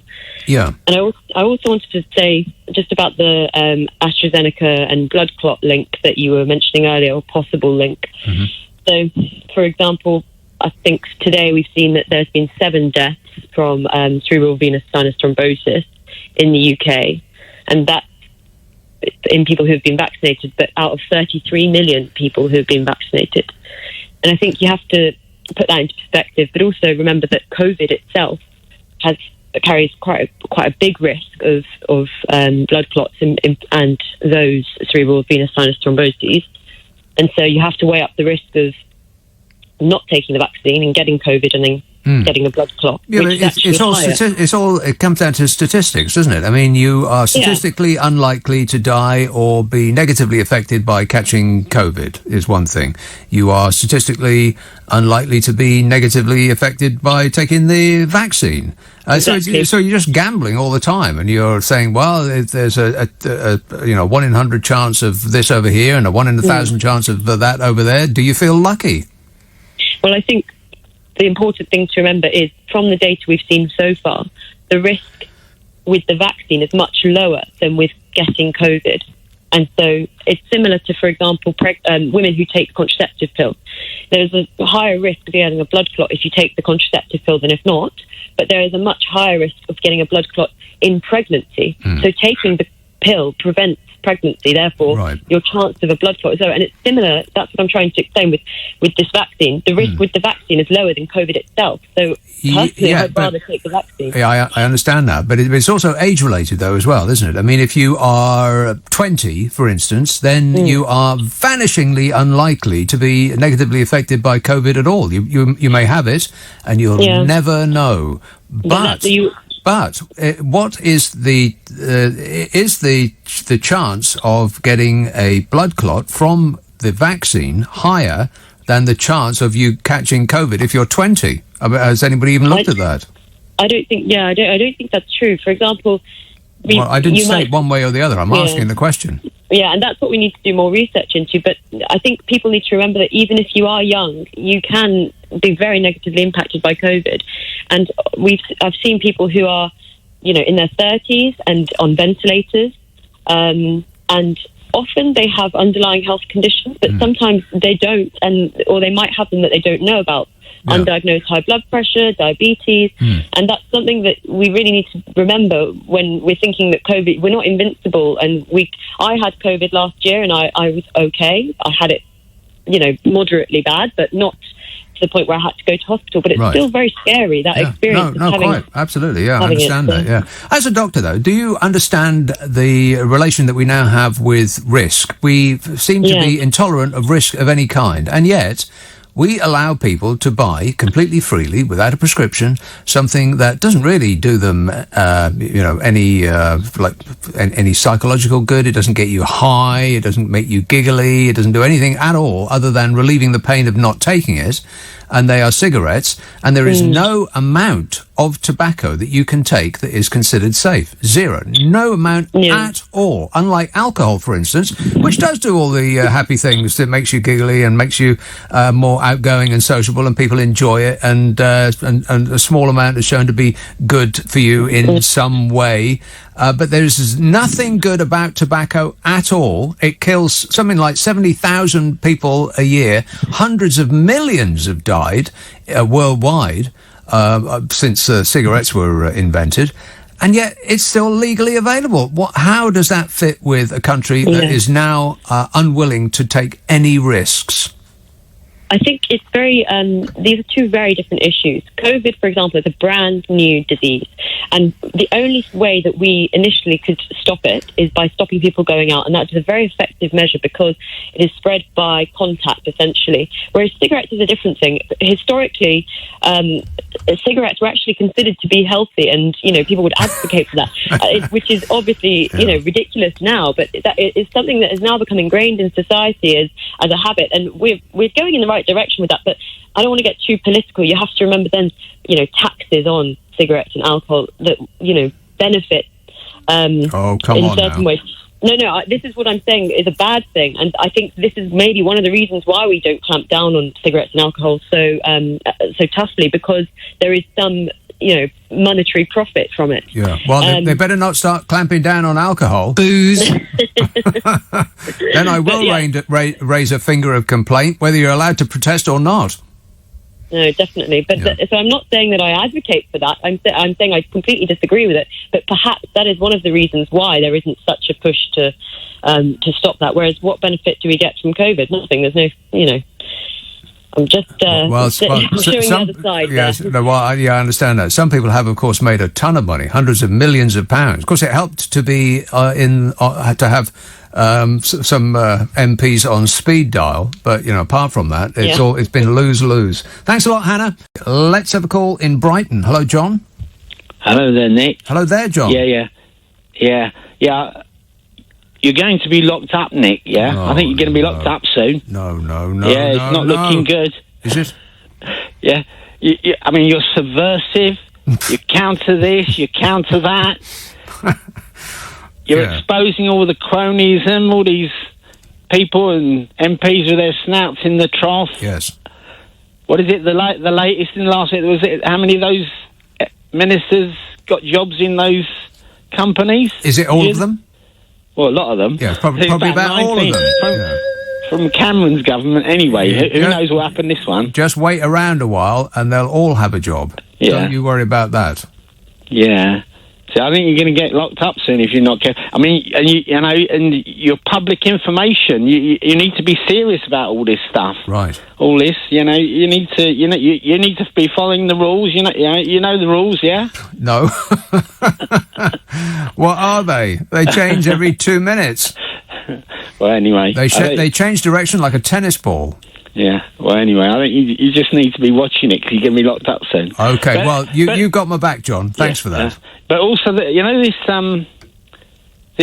church service, that's shut down today. Yeah. Which sort of, I think this whole COVID thing has become more and more surreal with what you hear going on. And I'm looking at an article on in the news here. It's got a photo of what's happening, and you got. I think they shut it down because people weren't wearing masks and weren't socially distancing. Right. And I can see, I'm looking at a picture, and it's got 2 police officers standing next to the priest. Yeah, on stage. Near the stage, and then there's 2 police officers on the stage near the altar addressing the congregation, and they're all standing next to each other. And I know the police officers are wearing masks, right? But also, they should be social distancing as well. I mean, it's a bit sort of weird that they're saying, "Oh, we're going to shut all this down." Well, I have to say, John, that you pointing out the authorities have made a mistake in this regard does put you in the firing line, quite literally. And Priti Patel will be kicking your door down within the hour. There's something to look forward to, John. Make sure that you've got your jammies on, or at least that you're, presentable. Thanks a lot, mate. 0345 6060 973. Angela texts, I won't be going to a pub then with vaccinated people as they will not be careful. This is a ploy to get the young to take the vaccine. I will not be going to the pub you won't be going to the pub with vaccinated people. Why not? You're only going to go to the pub without vaccinated people. I don't understand what that means. Anyway, mine's a packet of crisps, Angela, if you're at the bar first. This says, a world-beating NHS app for vaccine passports to be tested on the Isle of Wight, Liverpool, to much fanfare and then quietly dropped as unworkable, i.e. temporary. Yeah, I wouldn't be surprised at all. Yeah, and it'll only cost us £37 billion and not work. Excellent value for money. Glenn texts, I think that the only reason they brought in a vaccine was so they could bring in a vaccine passport and keep an eye on what we're all doing. Well, now, I know that conspiracy theorists are having a field day these days. They've stopped telling us all that we didn't land man on the moon. And that, the Twin Towers were an inside job. Absolutely. And that Hillary Clinton peels babies' faces off and then eats them. Which is an actual fact. Not a lot of people know that. That's an actual fact. I read it on the internet. But this stuff with the vaccine and the virus and where it came from and who invented it. Bill Gates, by the way. Thanks a lot, Bill Gates. See what you've done? This entire world needs to be switched off and on again. But that one, this whole passports thing, has got them in a froth. I'll come to that in just a minute. There's so much to squeeze into a brief 3-hour show, but I can't go forward because these people keep calling me. They're ringing it over and over. How do they get my number? Tunbridge Wells. Hello, Adam. Hey. So I just wanted to call following your mentioning Alan Duncan's or tell-all diary. Strallen. And I just wanted to say what a relief it was to finally hear somebody break ranks from the tribal party and actually speak truth to words. We can handle the truth. Oh, amen. Because, I mean, people... I mean, you know how he said that Boris needs attention like a drug addict? Yeah. And how he's just clinically bad at being diplomatic. And I just think, I really would love to be a fly on the wall, almost like Michael from The Office in America, show of how the meeting will go down when he finally meets Kamala and Biden. Because he offends everybody, but none more so that how does he shake hands with foreign diplomats, knowing that he called them pickaninnies? He said they've got watermelon smile. Well, there was this he's just a nightmare. There was this video that I retweeted on Twitter, funnily enough, that today Boris Johnson going through a crowd. He must have just given a speech by becoming the leader of the Conservative Party. That's what it looked like. And he'd just come down and he was shaking hands, and his dad was there and he shook his hand, and he just went down the line of people that looked just like he did and shook everybody's hand, and then skipped... Except for the black people. And skipped two black guys who were smiling and applauding him, just like everybody else was. He skipped past them and then continued shaking hands with white people. Now, I don't know what the background of that was, but it just looked properly weird. Maybe he was holding a grudge on behalf of Priti Patel. I would love to know what was said in her household that made her the way she is. I really would. Yeah. I can't imagine she was raised, because obviously her history with Uganda, I imagine she was grown up hating people darker than her. I would just really love to have I would love if she was allowed to have a Piers Morgan life stories, because I'd love to know what her life story was. No. Who could play her in a recreation of her life? I'm lost. Nobody that I can think of off the top of my head. So I regret going down that cul-de-sac. I'm in a cul-de-sac. Oh, no. Anyway, thanks a lot, Adam. Keep thinking. 0345 6060 973. There's a lot of callers to this show so far that are going to jail. Straight to jail. Do not pass go. Do not collect £200. We've got your number, and we will be passing them on to the authorities.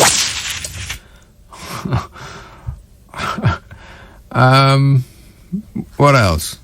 Glenn, that alarming text. I think the only reason they brought in a vaccine was so they could bring in a vaccine passport and keep an eye on what we're doing. Well, they're already keeping an eye on what we're doing. We are the most watched country in the world outside China. That's an actual fact. And because China is so blooming huge, that does make us the most watched country in the world. There's more CCTV cameras pointing at us than at anywhere else on the planet. Isn't that weird? Why here? I mean, we sort of get along. I mean, we grumble a bit, a little bit every now and again. Stop whining. But mostly we're quite decent, upstanding people. Okay, we leave litter about a lot. There's dog poop everywhere. But apart from that, we don't make much of a nuisance of ourselves, do we? Why do we need such scrutiny? So here is the story about Boris getting insulted. It's Strallen, Alan Duncan. The Prime Minister is one of the targets for a series of personal attacks from Strallen, who was his deputy when he was Foreign Secretary. This is the through the looking glass world that we're living in now. Boris Johnson used to be our Foreign Secretary, our chief diplomat. Can you believe that? No. Strallen describes Mr. Johnson as a buffoon and says that they had a blazing row over a press report about diplomats treating him as an international joke. When Boris Johnson asked, "Why don't they take me seriously?" Strallen said, "Look in the bleeping mirror." Yes. In the book, In the Thick of It, Strallen calls Bodger Johnson disloyal, an international stain on our reputation, a selfish ill-disciplined, shambolic, shameless clot. What do you say, Bodger? Yeah. Wait a minute. Priti Patel he calls a nothing person, a complete nutter nightmare, the Wicked Witch of Witham. Theresa May, he says, a frightened rabbit, a cardboard cutout. Her social skills are sub-zero. Oh, poor Mrs. M. Kick off your comedy clown shoes, Mrs. M. Put your feet up. Relax, you deserve it. He calls Michael Gove an unctuous freak, a wacky weirdo. Yeah, that's about right. Unctuous, as in sticky. David Cameron, he says, is too glib. That's exactly who he is. Too glib and made too many appointments from close associates. Philip Hammond, a Spock-like trampler over anyone else's sensitivities. No feeling for the poor. and now he's in the House of Lords. He'll fit right in. Ex-Tory chairman Eric Pickles. He called FLP, Fat Lump Pickles. He said he might get into an airline economy seat, but he'd never get out. Labour's Emily Thornberry, he says, is a graceless frump. Former Defence Minister Tobias Ellwood is a childish twit. And the Dowager Duchess of Rutland, a haughty old boot. Yeah, what's wrong with that? He castigates Boris Johnson for his blatant self-serving ambition, says he knew none of the details of Brexit. Well, I think knowing the details of Brexit was not necessary to sell Brexit to the masses. In fact, one of the architects of that calamity actually said that details are white noise to people. People are voting on feelings, he said. Yeah, how do you feel? Fabulous. I'll assume that you're answering on behalf of fisherpersons and farmers. Strallen said the Prime Minister had a self-deluding mock romantic passion. He's a clown, an embarrassing buffoon, an international stain on our reputation, ill-disciplined, shambolic, a shameless clot, and an egotistical showman. Correct. Spot on. We voted for a clown and we got a circus. Strallen, who was MP for Rutland and Melton from 1992 until the last election and serves on the Conservative front bench over a period of 18 years, criticises the Home Secretary Priti Patel's dolled-up appearance on TV and says she is a nothing person. She's a real nowhere man. Everybody sing. Rock and roll! He refers to a claim that a political analyst, the late Sir Anthony King of Essex University, had called an unnamed politician who studied there as having been abysmal beyond measure as a student, was in fact Priti Patel, claims Strallen, who adds the Wicked Witch of Witham scores again. Abysmal beyond measure. Strallen says that she was not popular among officials when she was International Development Secretary. They hate Priti Patel, mainly because she seems to hate all of them, he said. She is a complete and utter nightmare. Well, she does seem like something that is from a nightmare, or a Stephen King book. Strallen says Cabinet Office Minister Michael Gove is a combination of shameless and synthetic, an unctuous freak, a wacky weirdo, both unappealing and untrustworthy. Any complaints about these descriptions so far? No. Accusing ex-Chancellor Philip Hammond of breaking the Tories' 2015 election pledge not to increase tax, he said he's no feeling whatsoever for people on low incomes and is a Spock-like trampler over anyone else's sensitivities. And he says he fell out with the virulently pro-Leave Dowager Duchess of Rutland, aged 83, after he backed Remain in the 2016 EU referendum. After the Duchess called him disgusting, Strallen observed, she's a haughty old boot. I find that offensive. Her Grace Frances Helen Manners, Dowager Duchess of Rutland, the widow of His Grace Charles Manners, the 10th Duke of Rutland, whose children are David Charles Robert Manners, the 11th Duke of Rutland, Lord Robert George Manners, Lady Helen Teresa Margaret Manners, Lord Edward John Francis Manners. Their Graces reside in a castle, which takes up much of Leicestershire and is spelled Belvoir, Belvoir, but is pronounced Beaver, for no better reason than to catch out the non-upper class who simply won't know, and can therefore be made fun of when they get it wrong. Haughty? I find that hard to believe. Finally, some truth in politics, though. Bodger's an international stain on our reputation, a selfish, indisciplined, shambolic, shameless clot.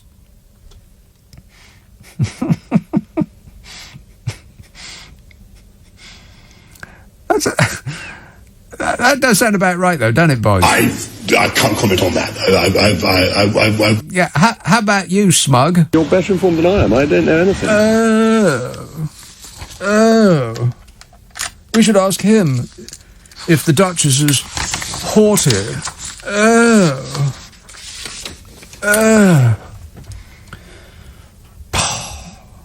0345 6060 973.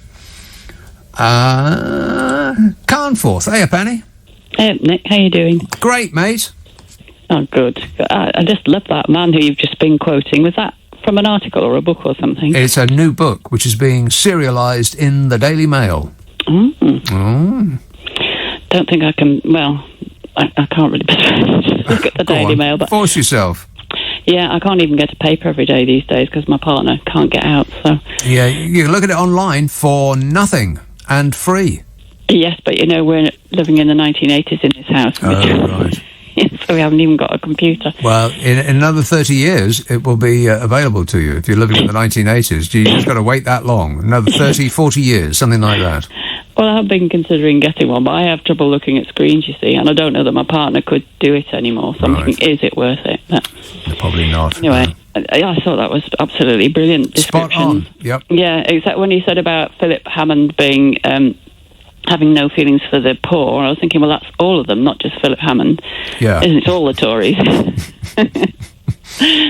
But, and yet the poor keep voting for them. It's a mystery, as Toya used to say. It is a mystery, but they come out with these snappy slogans and have, you know, Boris buffooning around in front of the camera. Yeah, and I think he's getting all the credit, isn't he, for the vaccine rollout, when it's nothing to do with him. That's the only thing that's gone right, because he's got nothing to do with it. Precisely. They just got out of the way. Yes. So, anyway, I rang you up about, the doctor you had on, who mentioned, because you were saying, if you're 20, you're not likely to be affected badly by COVID. Yeah. And she was talking about the morbidity as well as the mortality rates. But what she didn't mention, or she probably didn't have time, was the report that's just come out either yesterday or the day before, that now there are 1.1 million people with long COVID of all ages. Right. And I heard the mother of a 15-year-old the other day saying that her daughter has been bedbound for 9 months with long COVID. So it can be really serious for some people. And I've got it. I mean, I've had long COVID for over a year now, but I am a lot better than I was. But for months and months, I was so ill and so breathless and having problems with my chest. And although that's a lot better, I'm still not back to where I was before. I mean, not that I'm very well anyway, but most of the people that got long COVID were perfectly well before they had it. Lots of people that were in their 20s and 30s and 40s who were, doing marathons and this, that and the other, and they've just been struck down by it, and it seems completely random as well, just... like life, yes. Yes, but it's so many, such a massive amount. I mean, it's very similar in a lot of ways to ME, stroke chronic fatigue, but, I mean, there's 1.1 million is just absolutely amazing, because I think there's only about 250,000 people with ME. Well, that's probably a bit of a conservative estimate, because I've got ME as well. But I definitely think I had COVID, and so does my GP think I had COVID. and I never had some of the things that I had, like with my chest problems and breathlessness. That does seem like a large number, though, 1.1 million, doesn't it? Because that just came right out of the blue. I saw that figure today, I think, or yesterday, and had no indication previous to that it was anything like that. So I wonder how they get that statistic. I think it's for anybody who's had symptoms over 4 weeks. The estimates a while ago were 300,000, because they're doing research. There's several university hospitals that are doing research into it. I can't remember his name. Forgotten the professor's name. And they said that it was something like I can't remember, some other condition that they said that it might have some relation to, which would give them a method of treating it. And I can't remember what that condition was. It might have been ME, chronic fatigue. And I've even heard of somebody on a phone-in the other day saying that at one of these long COVID clinics, he'd been offered graded exercise, which is something that they used to recommend for people with ME, which is absolutely makes people worse and is not a treatment for ME, and has now been taken off the NICE guidelines, because at one time it was on the NICE guidelines, but it's been completely discredited. Right, well, I don't know anything about that, but I don't think it was that. I think it was some other thing, but and this is not helpful, but I can't remember what it was that they said. Well, I've heard another doctor saying that, who actually has long COVID himself, saying that he thought it was similar to polio and post-polio syndrome, because some people who have polio have gone on for years to have all sorts of symptoms. Yeah, no doubt. It's a massive number of people. So, when young people just think, oh, well, it's not going to kill me.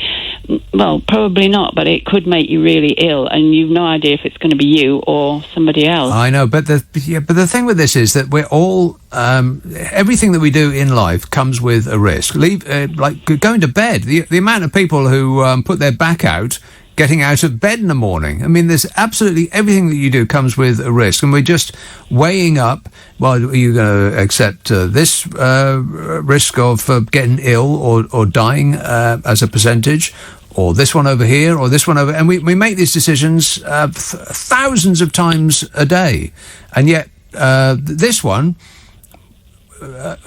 as opposed to every other decision that we make in life, is taken out of our hands. It's a bit odd that this is a country that sells cigarettes. I mean, I can't get past the cigarettes thing. 70,000 people die every year. So over the course of 10 years, that's the best part of 1 million people. Well, I think, as that doctor alluded to, the government make a lot of money out of the tax for that. Well, so that's probably why they don't do anything about that. That's no good excuse at all. That's just properly weird that they make money out of it. Somebody's texted that in. It says, Guido text, tobacco kills you, but you forgot to mention that the tax associated with smoking, it's a revenue stream for the state. COVID just kills. There's no money in it for HMG. Well, there blooming well is. There's billions of pounds are sloshing around, mates and friends and relatives and favoured companies. People are making no end of money, just not you and me. And also, actually, COVID maybe possibly may be sounding very cynical here, but possibly as far as the government's concerned, a lot of the people that have died of COVID have been a lot older, very elderly, or have had other illnesses. So that sort of gets rid of a lot of people who are costing the state quite a lot of money in care homes. Just as long as you don't use the phrase "the Great Reset," then that's okay. Here, Andy, I've got to go, but thanks for that. 0345 6060 973, Friday, Saturday, and Sunday, and this week Monday to 10 on LBC. It's Nick Abbott. We have a call in Christchurch. Hello, Phil. Oh, hello. Yes, Phil.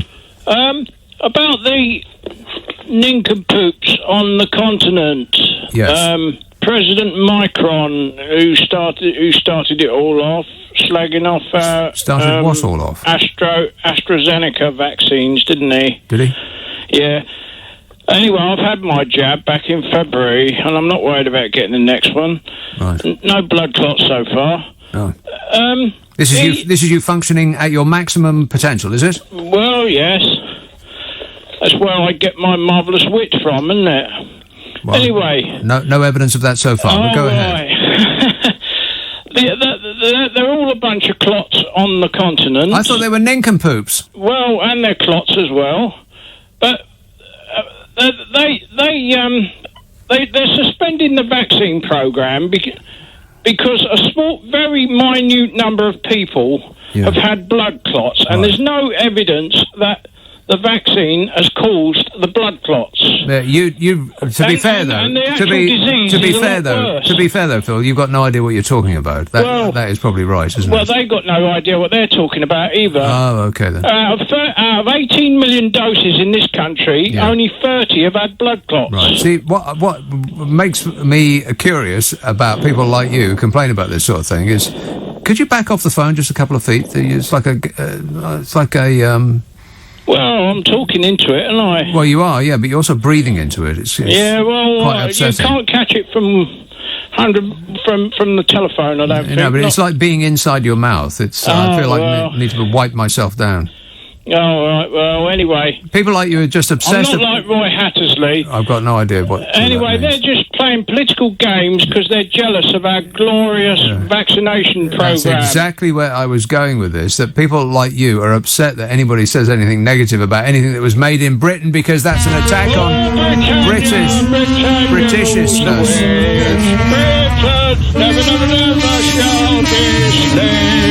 Right, you don't really know the lyrics to this song at all, do you? Better luck next time. 0345 6060 973. Wrong song entirely. As I bet our next caller knows, Ishmael. Hi, Nick. How old are you, Ishmael? I'm 10. 10 years old. Do you have permission? Well, my birthday was in March. I think it's a bit late. Wait a minute. Do you have permission to make this call? Yes, of course. From whom? My father and my aunt. Right. I'm breaking lockdown. Does your father and your aunt know that you're up this late? Yes, they do. Right. And what's their excuse for you being up this late?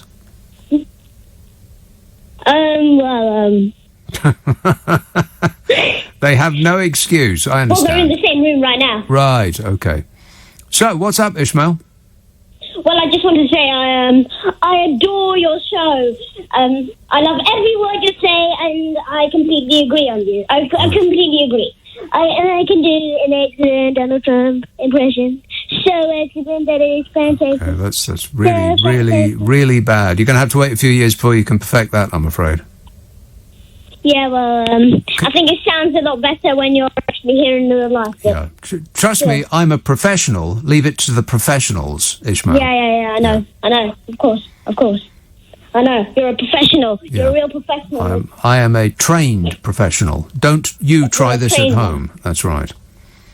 Yep, I completely agree in every respect. Yeah, quite right. So what's school like these days? Well, I personally prefer online learning. You do online learning? You don't go to school? No, I personally preferred online learning. Right, but you are back at school now, though? Yeah. Right. Sure. So what? Sure, yeah, why not? So what's it like? Terrible. I mean, I missed all my friends, but... Right. So what's your favourite subject? Art and PE. Art and PE? Yes. Right. But those are the easiest subjects of all. I mean, there's no learning required in art and PE. That's just mucking about. What about maths? That's why I like it. Yes, of course. How about maths?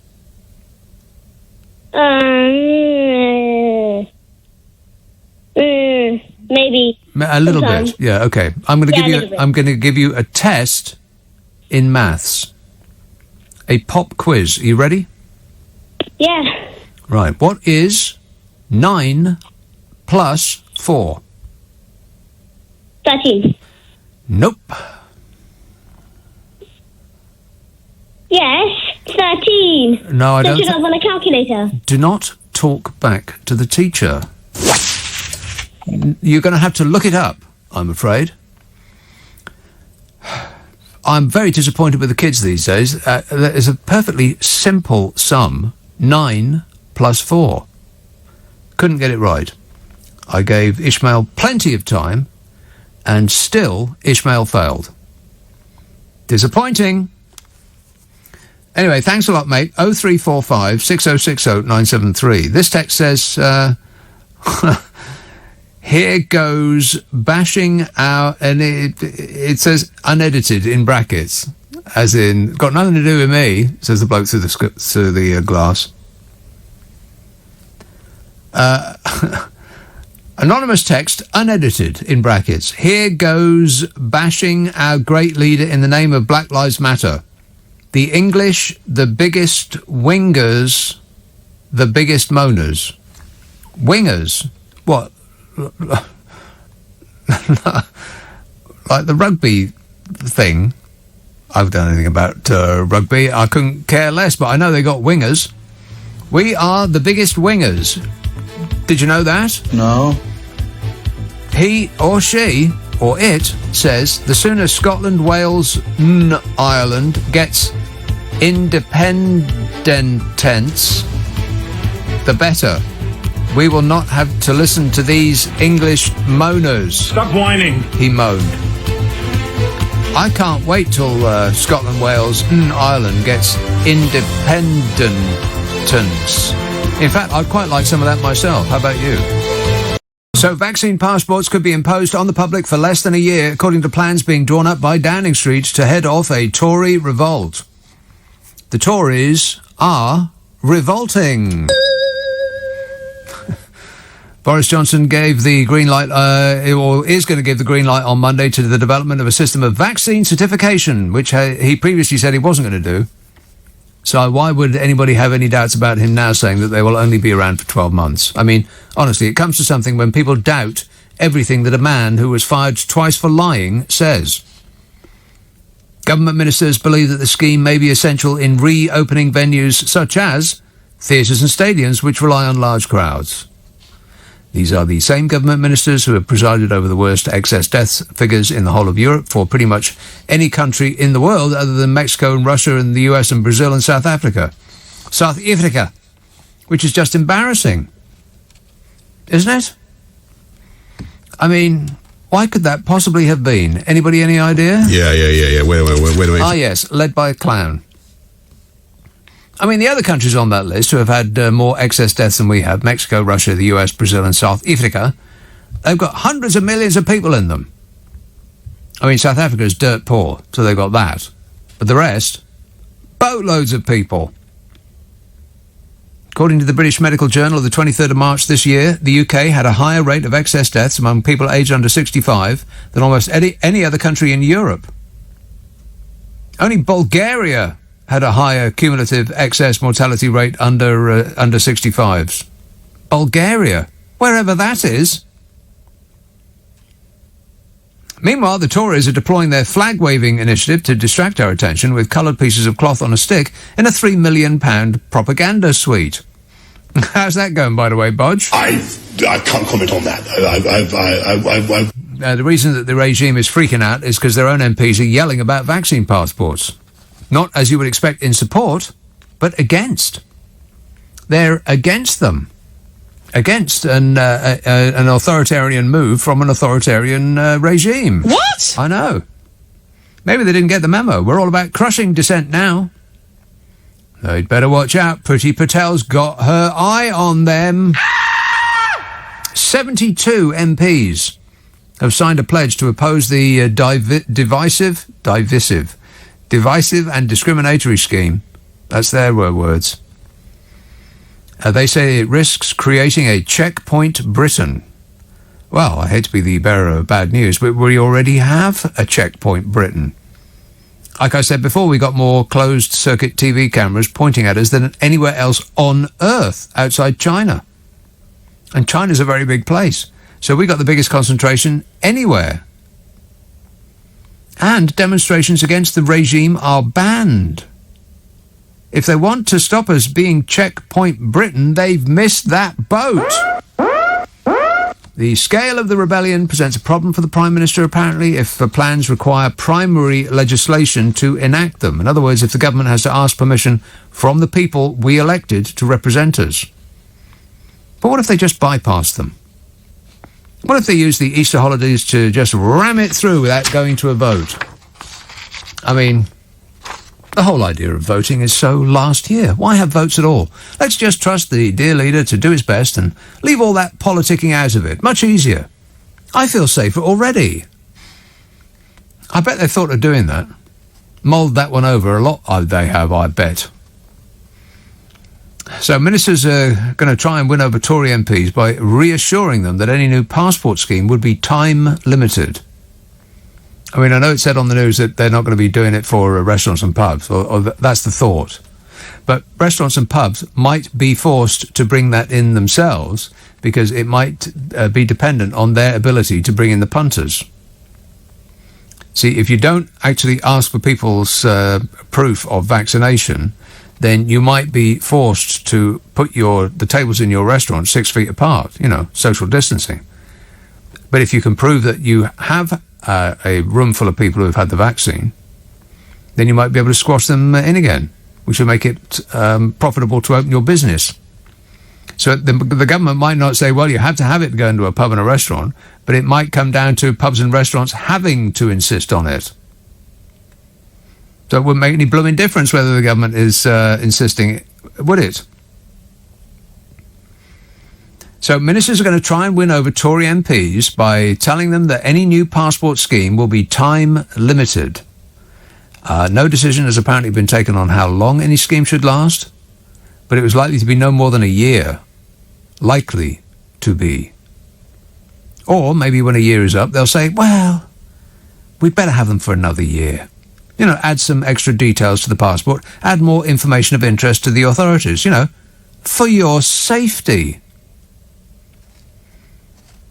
It'll be time limited, and I think the duration of the scheme will be measured in months, a government source said. The party will not wear it any longer. Yes, they will.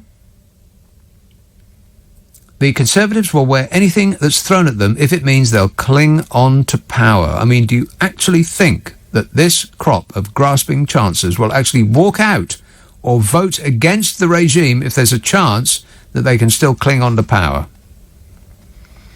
A senior government source also said that ministers were resigned to the fact that companies will be able to bar people who have not been vaccinated from working for them. Whether the government says that this is a government edict now, you've got to have a vaccine, you have to have your papers. It don't make never mind whether it's a government edict or not, it's going to be a fact of life. And if they introduce it for a year, I mean, what would you bet? Would you bet that they would keep it after a year, or would they actually stick to their word and say, right, that they'll tear it up and allow us to, reclaim our freedom? Freedom! I know what my money's on. The Chartered Institute of Management conducted a survey recently, found that more than half of managers wanted to make coronavirus vaccinations mandatory for staff returning to work. And there are no plans to forbid bosses from establishing their own schemes. Venues could demand certificates so that they could open without the need for social distancing, like I said. So there it is. They will need to see your papers. You will become a non-person if you haven't had the jab.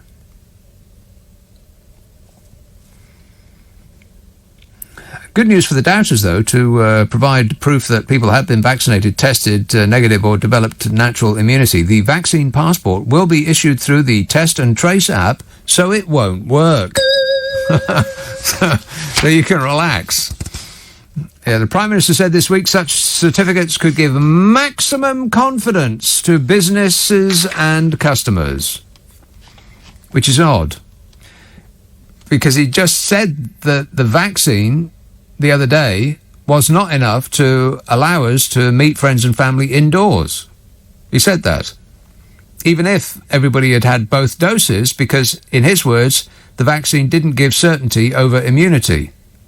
So how will that very same vaccine give maximum confidence to businesses and customers if the evidence you've had it is on your ID papers? I mean, either the vaccine gives you protection or it doesn't. Bodger is going to have to pick one. He hasn't, not yet.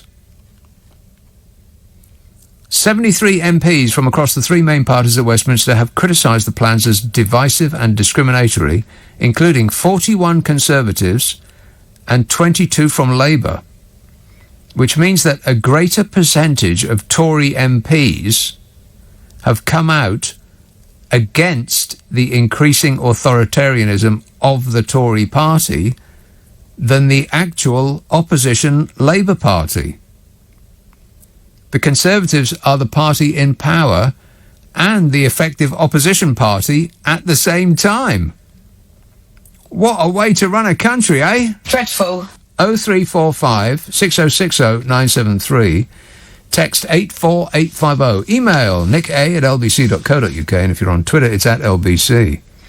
Hey, I still haven't told you who won a beauty contest. I'll come to that in a minute. First, let's go to beautiful Dorset and speak to Richard. Richard. Hello, Nick. Yes, sir. Hello, Nick. I was feeling a bit harsh, but you were battering COVID a bit, saying it hasn't benefited the government too much financially, and I thought, well, it saved them potentially paying out a few pensions, and they've probably made a few quid on inheritance taxes as well. So against tobacco, inheritance taxes. Yeah, for people who died, sadly. Oh, right. But people who haven't managed to employ a building full of accountants to dodge around it, yeah. Well, yeah. The Babylon Health was another thing I wanted to mention to you, which had our friend Mr. Hancock and what was the advisor called, that chap, Cummings.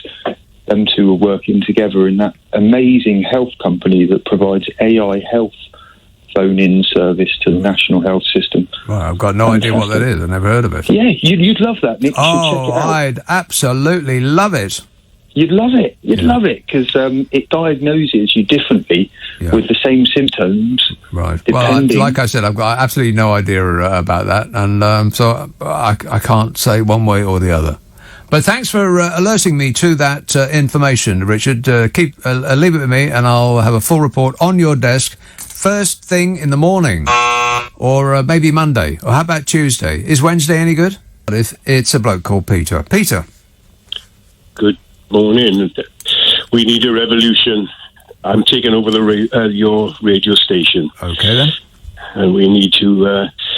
the lunatics have taken over the asylum, and we need to take it back. We're going nuts, aren't we?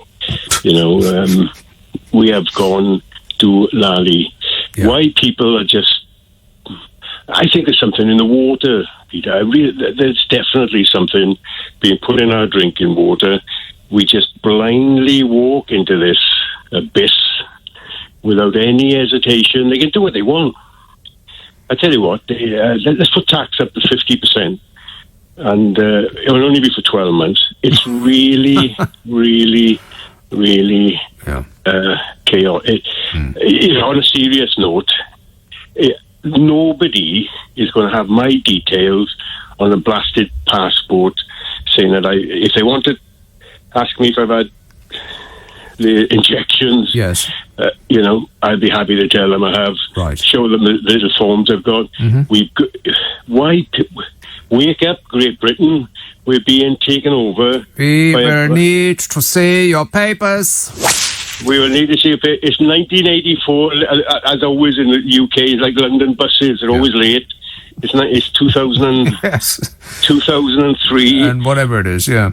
Yeah, but the revolution will not be televised, correct? It'll be on the radio instead, and it starts tonight. Right, okay. Thanks for the good news, Peter. We've gone Doolally. That is a seaside resort near Prestatyn. Not a lot of people know that. That's an actual fact. And we only deal in facts on this show. John says, Nick, why do we need another Boris Mates app? NHS app already shows my first jab. Can't be difficult to extract that into a barcode. Well, I don't know, Bodge. What do you think? Doesn't know. Not a clue. Lynn texts, 70,000 smokers dying a year do not overwhelm the hospitals. It's a long, slow, sad process. Yes, but my point about that is that we are insisting that people get the jab because of safety. We've collapsed the economy because of safety. We've sent everybody indoors for the last year because of safety. We've cancelled sport, theatre, cinema, closed shops, businesses, curtailed everybody's lives for a year or more because of safety. And yet, we still sell in a place where you can buy sweets, cigarettes that kill, that have no safe amount that you can take. There is no safe amount that you can take of that drug at all. It's the stupidest drug in the world. How people still use it, it's just beyond me. Are you out of your minds? Why do you do it? Why? You don't get anything from it other than relieve the pain of not doing it. I'd be furious if I was hooked on cigarettes. I'd be so angry that I would force myself off them.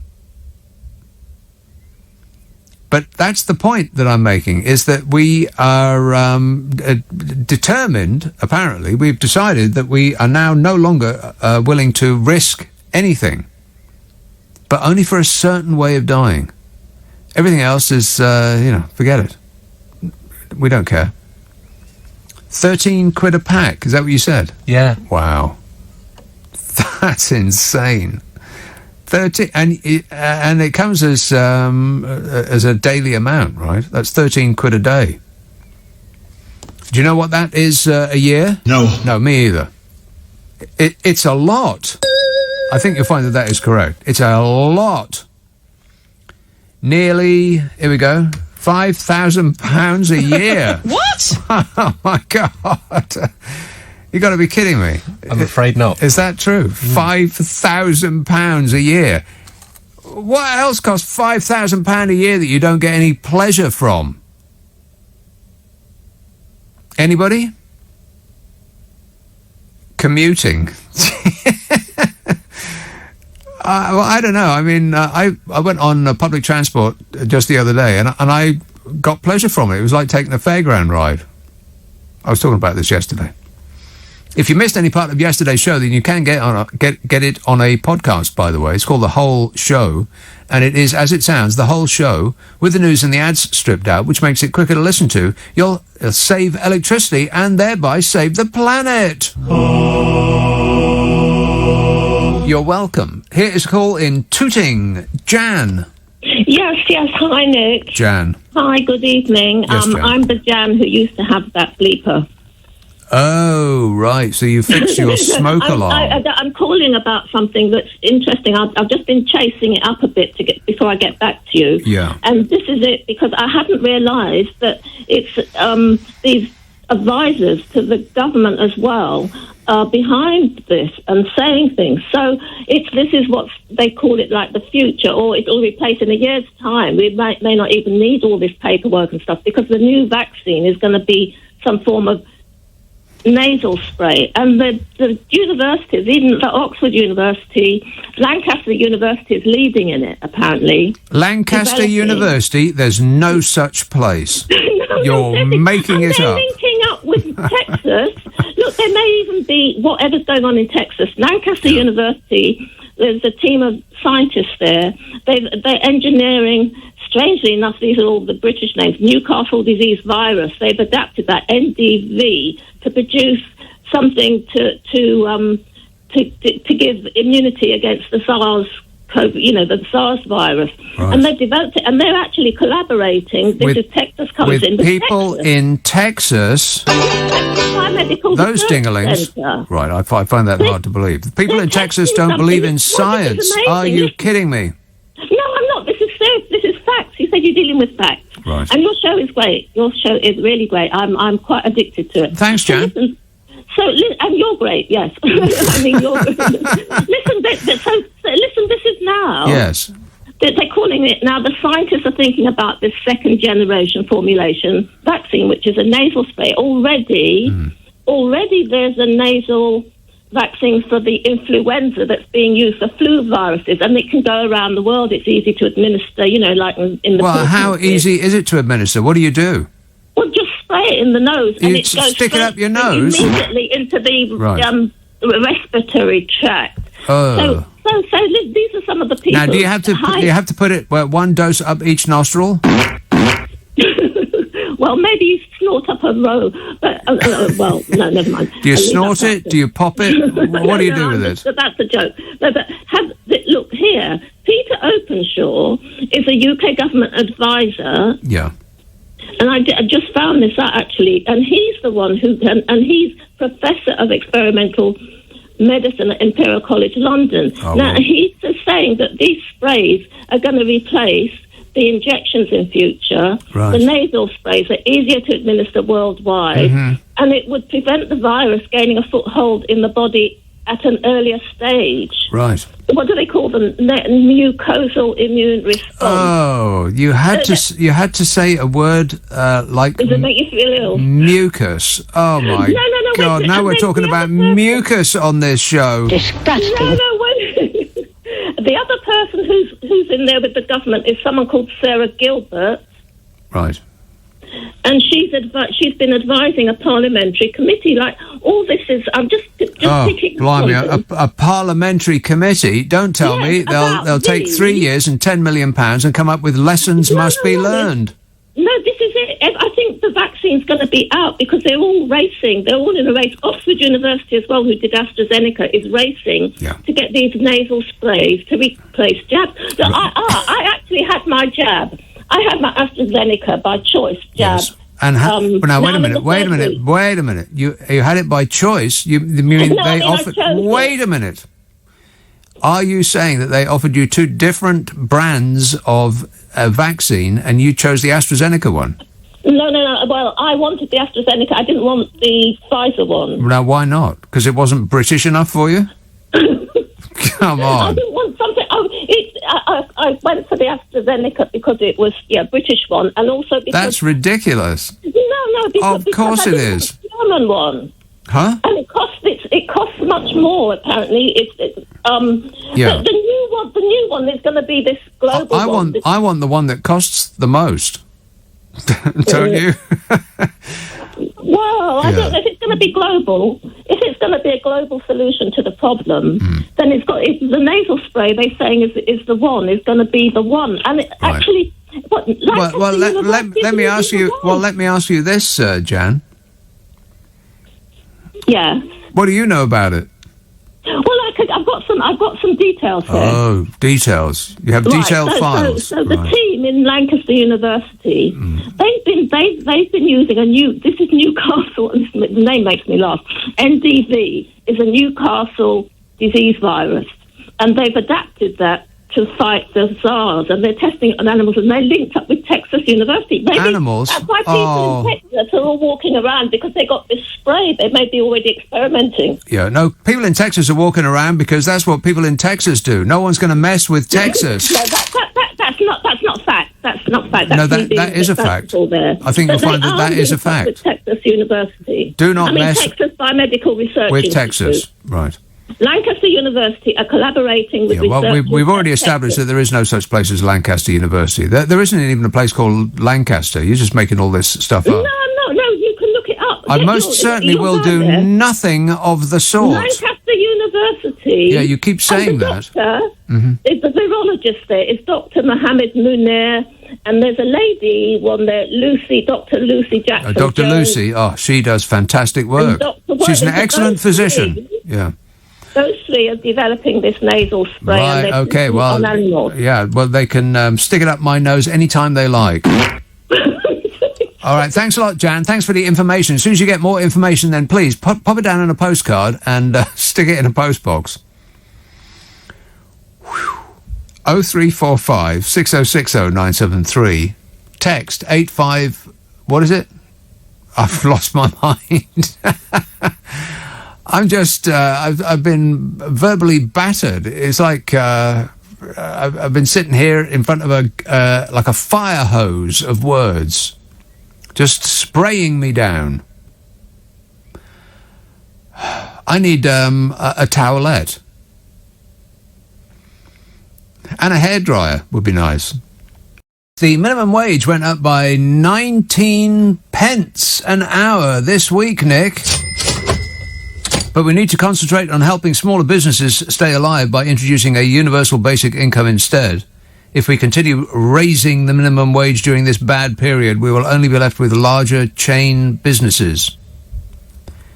If we continue raising the minimum wage during this bad period, we will only be left with larger chain businesses. Does that follow?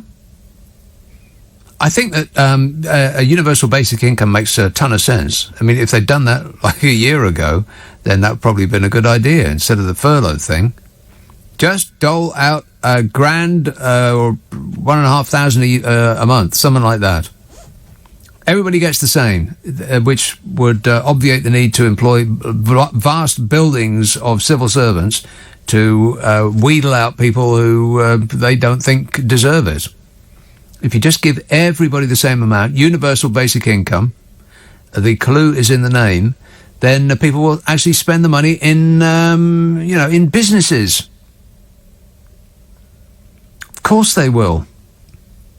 If you give somebody who earns 24 grand £1,000 a month extra on top, they're going to splurge on, food and electricity, that sort of thing. The luxuries in life.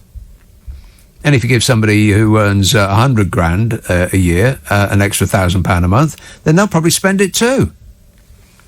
I mean, they'll spend it on expensive things, but expensive things are made by people who work for a living on low wages. I mean, if you buy a Rolls Royce, it's not built by millionaires. Those people aren't earning millions of pounds who nail a Rolls Royce together. So, yeah, by that method, it would keep the economy ticking over. Doesn't that make sense? I've invented finance. You're welcome. Thank you. Chris in Brighton says, vaccine evangelists conclude that this brand new and speedily produced vaccine is perfectly safe. When questioned about the possible long-term adverse effects of it, they also conclude that it's too early to say. They can't have it both ways. Well, that's an interesting point, yeah. That's right. They say that the evidence is in. It is completely safe in every way, shape and form. But on the other hand, if there's any negative side effects that people may or may not be announcing that they've had, up to and including death, by the way, then, way too early to tell. But as for it being completely safe in every way, shape and form, then the evidence is in. Good point, Chris. Mary says, I'm so confused by the vaccine passport shenanigans. Perhaps you and Carol can host a special to help me understand. That's me and Carol McGiffin. Oh, right, yeah. We do a podcast, which is called What's Your Problem with Nick and Carol, in which the delightful and often wrong Carol McGiffin and I try to solve people's problems. Ain't that right, Carol? While trying to maintain a straight face and failing. If you would like us to have a bash at your issue, then send it to the following address, nickandcarol@global.com. That's nickandcarol@global.com. And prepare to be completely satisfied. Yeah. Anyway, Marie says, I'm so happy to have the vaccine and would go tomorrow if it was offered. But I am 41 and have not yet been offered the vaccine, and my doctor's surgery says there's a delay in supplies. Surely the majority of people going to nightclubs and gigs are under 50 and most have not had their vaccine yet. I could stage a protest, of course. Oh, no. That's right. Hang on. Yeah. No, can't stage a protest. You can't stage a protest about protests being banned because staging a protests about protests being banned is banned. Wow, this is really like living in Catch-22 land, isn't it? I looked up what it was required to stage a protest legally, because initially they said, right, that's it. Everybody back indoors. You can't complain about the dear leader or any of the various doings of the government. That's right out, they said. And the response was, I'll sum it up for you. What? That was the response. And they said, oh, OK then, you can protest, but under the following strict conditions. You must undertake a health and safety survey. Like anybody's going to do that. And so I wondered, what is the procedure of taking a health and safety survey to have a protest? And I couldn't find it on the World Wide Web. And I looked for minutes, and it did not become immediately apparent. But I know what is required in Scotland, and so I thought, well, it's probably not that different. Britons are permitted to gather in groups larger than 6 for the purpose of COVID-secure protests under updated lockdown rules. The guidance had previously outlawed any large gatherings, meaning that the previous 3 Bristol rallies were not permitted under COVID restrictions. Not permitted against the law. However, an update which came into force on Monday allows people to gather in larger groups for protests if the organiser has taken the required precautions.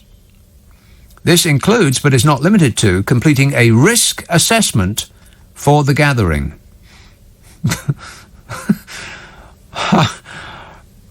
Right. The updated guidance reads as follows. You may gather in larger groups for the purpose of COVID-secure protests or picketing where the organiser has taken the required precautions, including the completion of a risk assessment, which effectively means that you can't protest. Because how can you... Virtually speechless. Okay, so like I said, after spending, 2-3 minutes looking it up, I could not find it anywhere on the internet. And I looked in corners that you shouldn't oughta. Disgusting. So here are the Scottish rules on risk assessment as of last November. This is if you want to engage in a protest against the dear leader. Got to undertake a risk assessment. It says, undertaking a risk assessment will encourage a methodical approach and demonstrate if and how the risks of the transmission of COVID-19 can be managed and, therefore, reduced during the demonstration, as well as before and after, for example, amongst those participants travelling to and from the demonstration, national and, where appropriate, local COVID-19 regulations and guidance, including on travel, should be followed. Is that clear so far? No. The risk assessment should identify specific risks associated with your particular event. A COVID-19 risk assessment is additional to and should be considered in parallel with any other risk assessments that you may be undertaking. This guidance is not an exhaustive list, but I'm exhausted already. I haven't even got to the guidance yet. This guidance is not an exhaustive list, and organisers should use their judgment to assess if there are any other considerations that should form part of their assessment. Any deviation from these rules will result in punishment. So this is what you've got to go through if you want to protest against the dear leader. Protesting against the dear leader is perfectly legal as long as you go through this folderol. Which means essentially that they've said that you can protest, but actually you can't. It seems like a workaround. Before starting a COVID-19 risk assessment, you should already have a basic understanding of what you are aiming to achieve. What, the overthrow of the government? In other words, the purpose of your demonstration. What is the purpose of your demonstration? When and where you intend to hold it, who you expect to participate, and if, to your knowledge, there is likely to be anyone opposing your demonstration through a counter-demonstration. This does not include the police, apparently. The key areas to consider in relation to reducing the risk of COVID-19 transmission are outlined in each of the following sections, which cover staying safe, hand and respiratory hygiene measures, physical distancing, assisting the test and protect approach, collection of contact details, and the Protect Scotland app.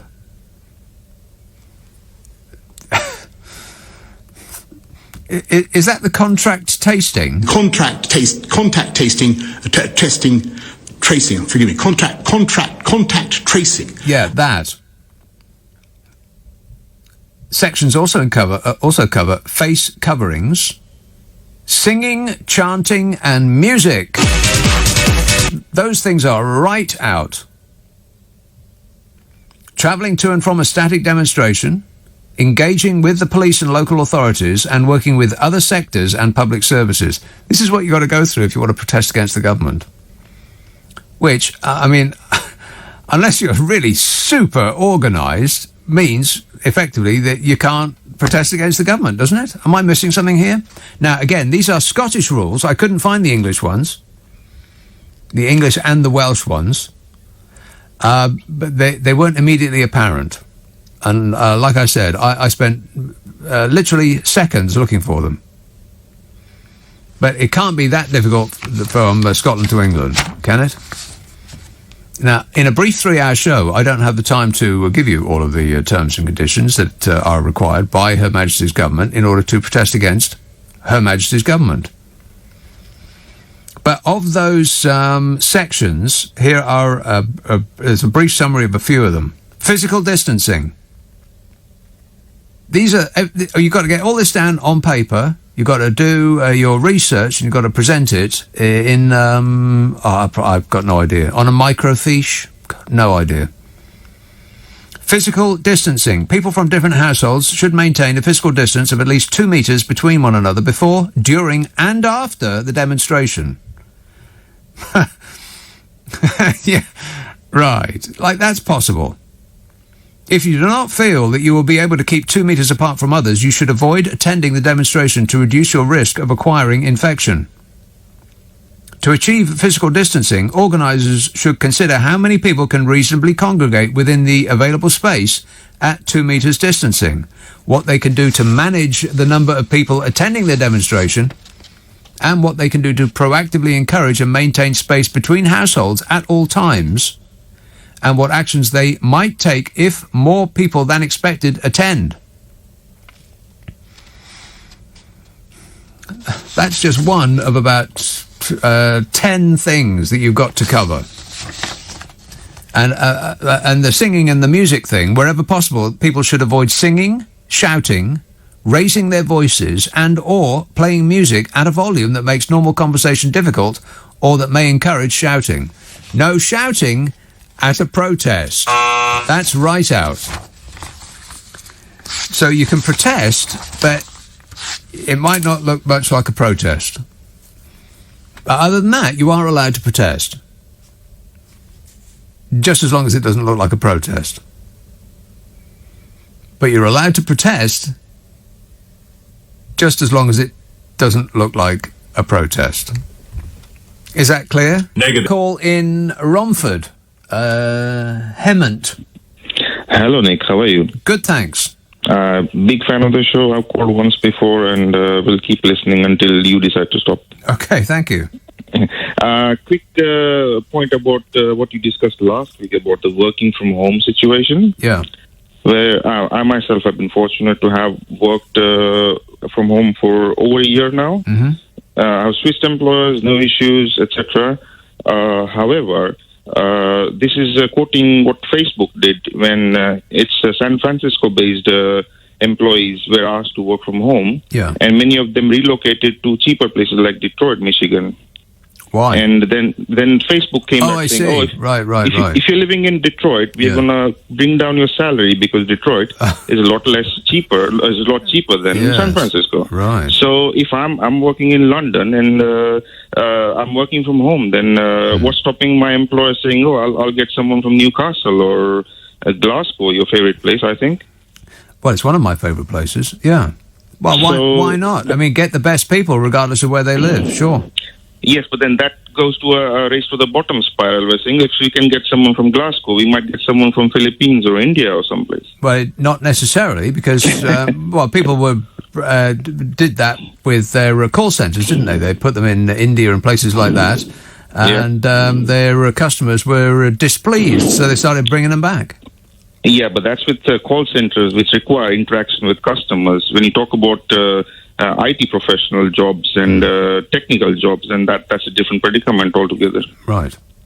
That's why, I mean, as of now, I live in London, but I'm not sure if the work from home will be a permanent thing. I think it'll be a mix of what many people are quoting as a hybrid thing, once or twice a week in the office. Yeah, maybe. But some companies are saying you must come back to the office, and other companies are saying we never want to see you again. So you take your pick. You take your chance and you select accordingly.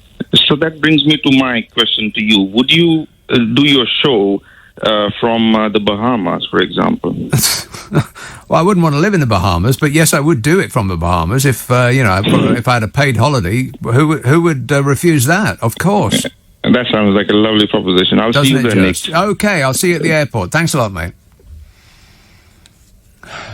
Chris in Brighton says, vaccine evangelists conclude that this brand new speedily produced... oh, no, I've read that one. Marie texts, I'm so confused. Yep, no, I've read that one. God, I'm doing very, very well. Matt says, I'm all for vaccine passports as long as they're blue and British. Yes. Cindy says, Alan Duncan is no flower himself. He's obnoxious, arrogant, and said in the House of Commons, if you didn't earn £100,000 per annum, you were lazy. He has zero time for those at the bottom. Did he actually say that? We don't know that he said that. We have no evidence that he said that. Cindy is simply saying that he said that. Cindy may be disseminating misinformation. Liar! We've got no idea. This text says, earlier in the lockdowns, I saw a lot of drinks being lugged out of supermarkets. I just don't see it now. Do you think that people have inadvertently stopped drinking? Booze? No. No. No, I do not think that. Why would anybody think that? Are you joking? Right, guess who has won a beauty contest? President Vladimir Putin has been voted as Russia's sexiest male. What? A survey of 2,000 Russian men and women found that the Kremlin leader is Russia's most good-looking man in the whole wide country. Well, never mind about the country. How about the world? I mean, George Clooney ain't much to look at, and Brad Pitt was named after a hole in the ground. What competition do they have to his imperial hotness? The 68-year-old bachelor was the only man to reach double figures in the poll by job board site Superjob, which was not fixed in any way. When asked who the most attractive man in the country was, 18% of men and 17% of women voted for Vladimir Putin. The site said, Russians still call Vladimir Putin the most attractive of the famous men in the country. In this field, neither actors nor athletes nor other politicians can compete with him today. You've got to be kidding me. Rootin' Tootin' Shootin' Putin has been pictured with his shirt off, sometimes fishing, sometimes holding a gun or riding on horseback. Or a vast combination of all of them.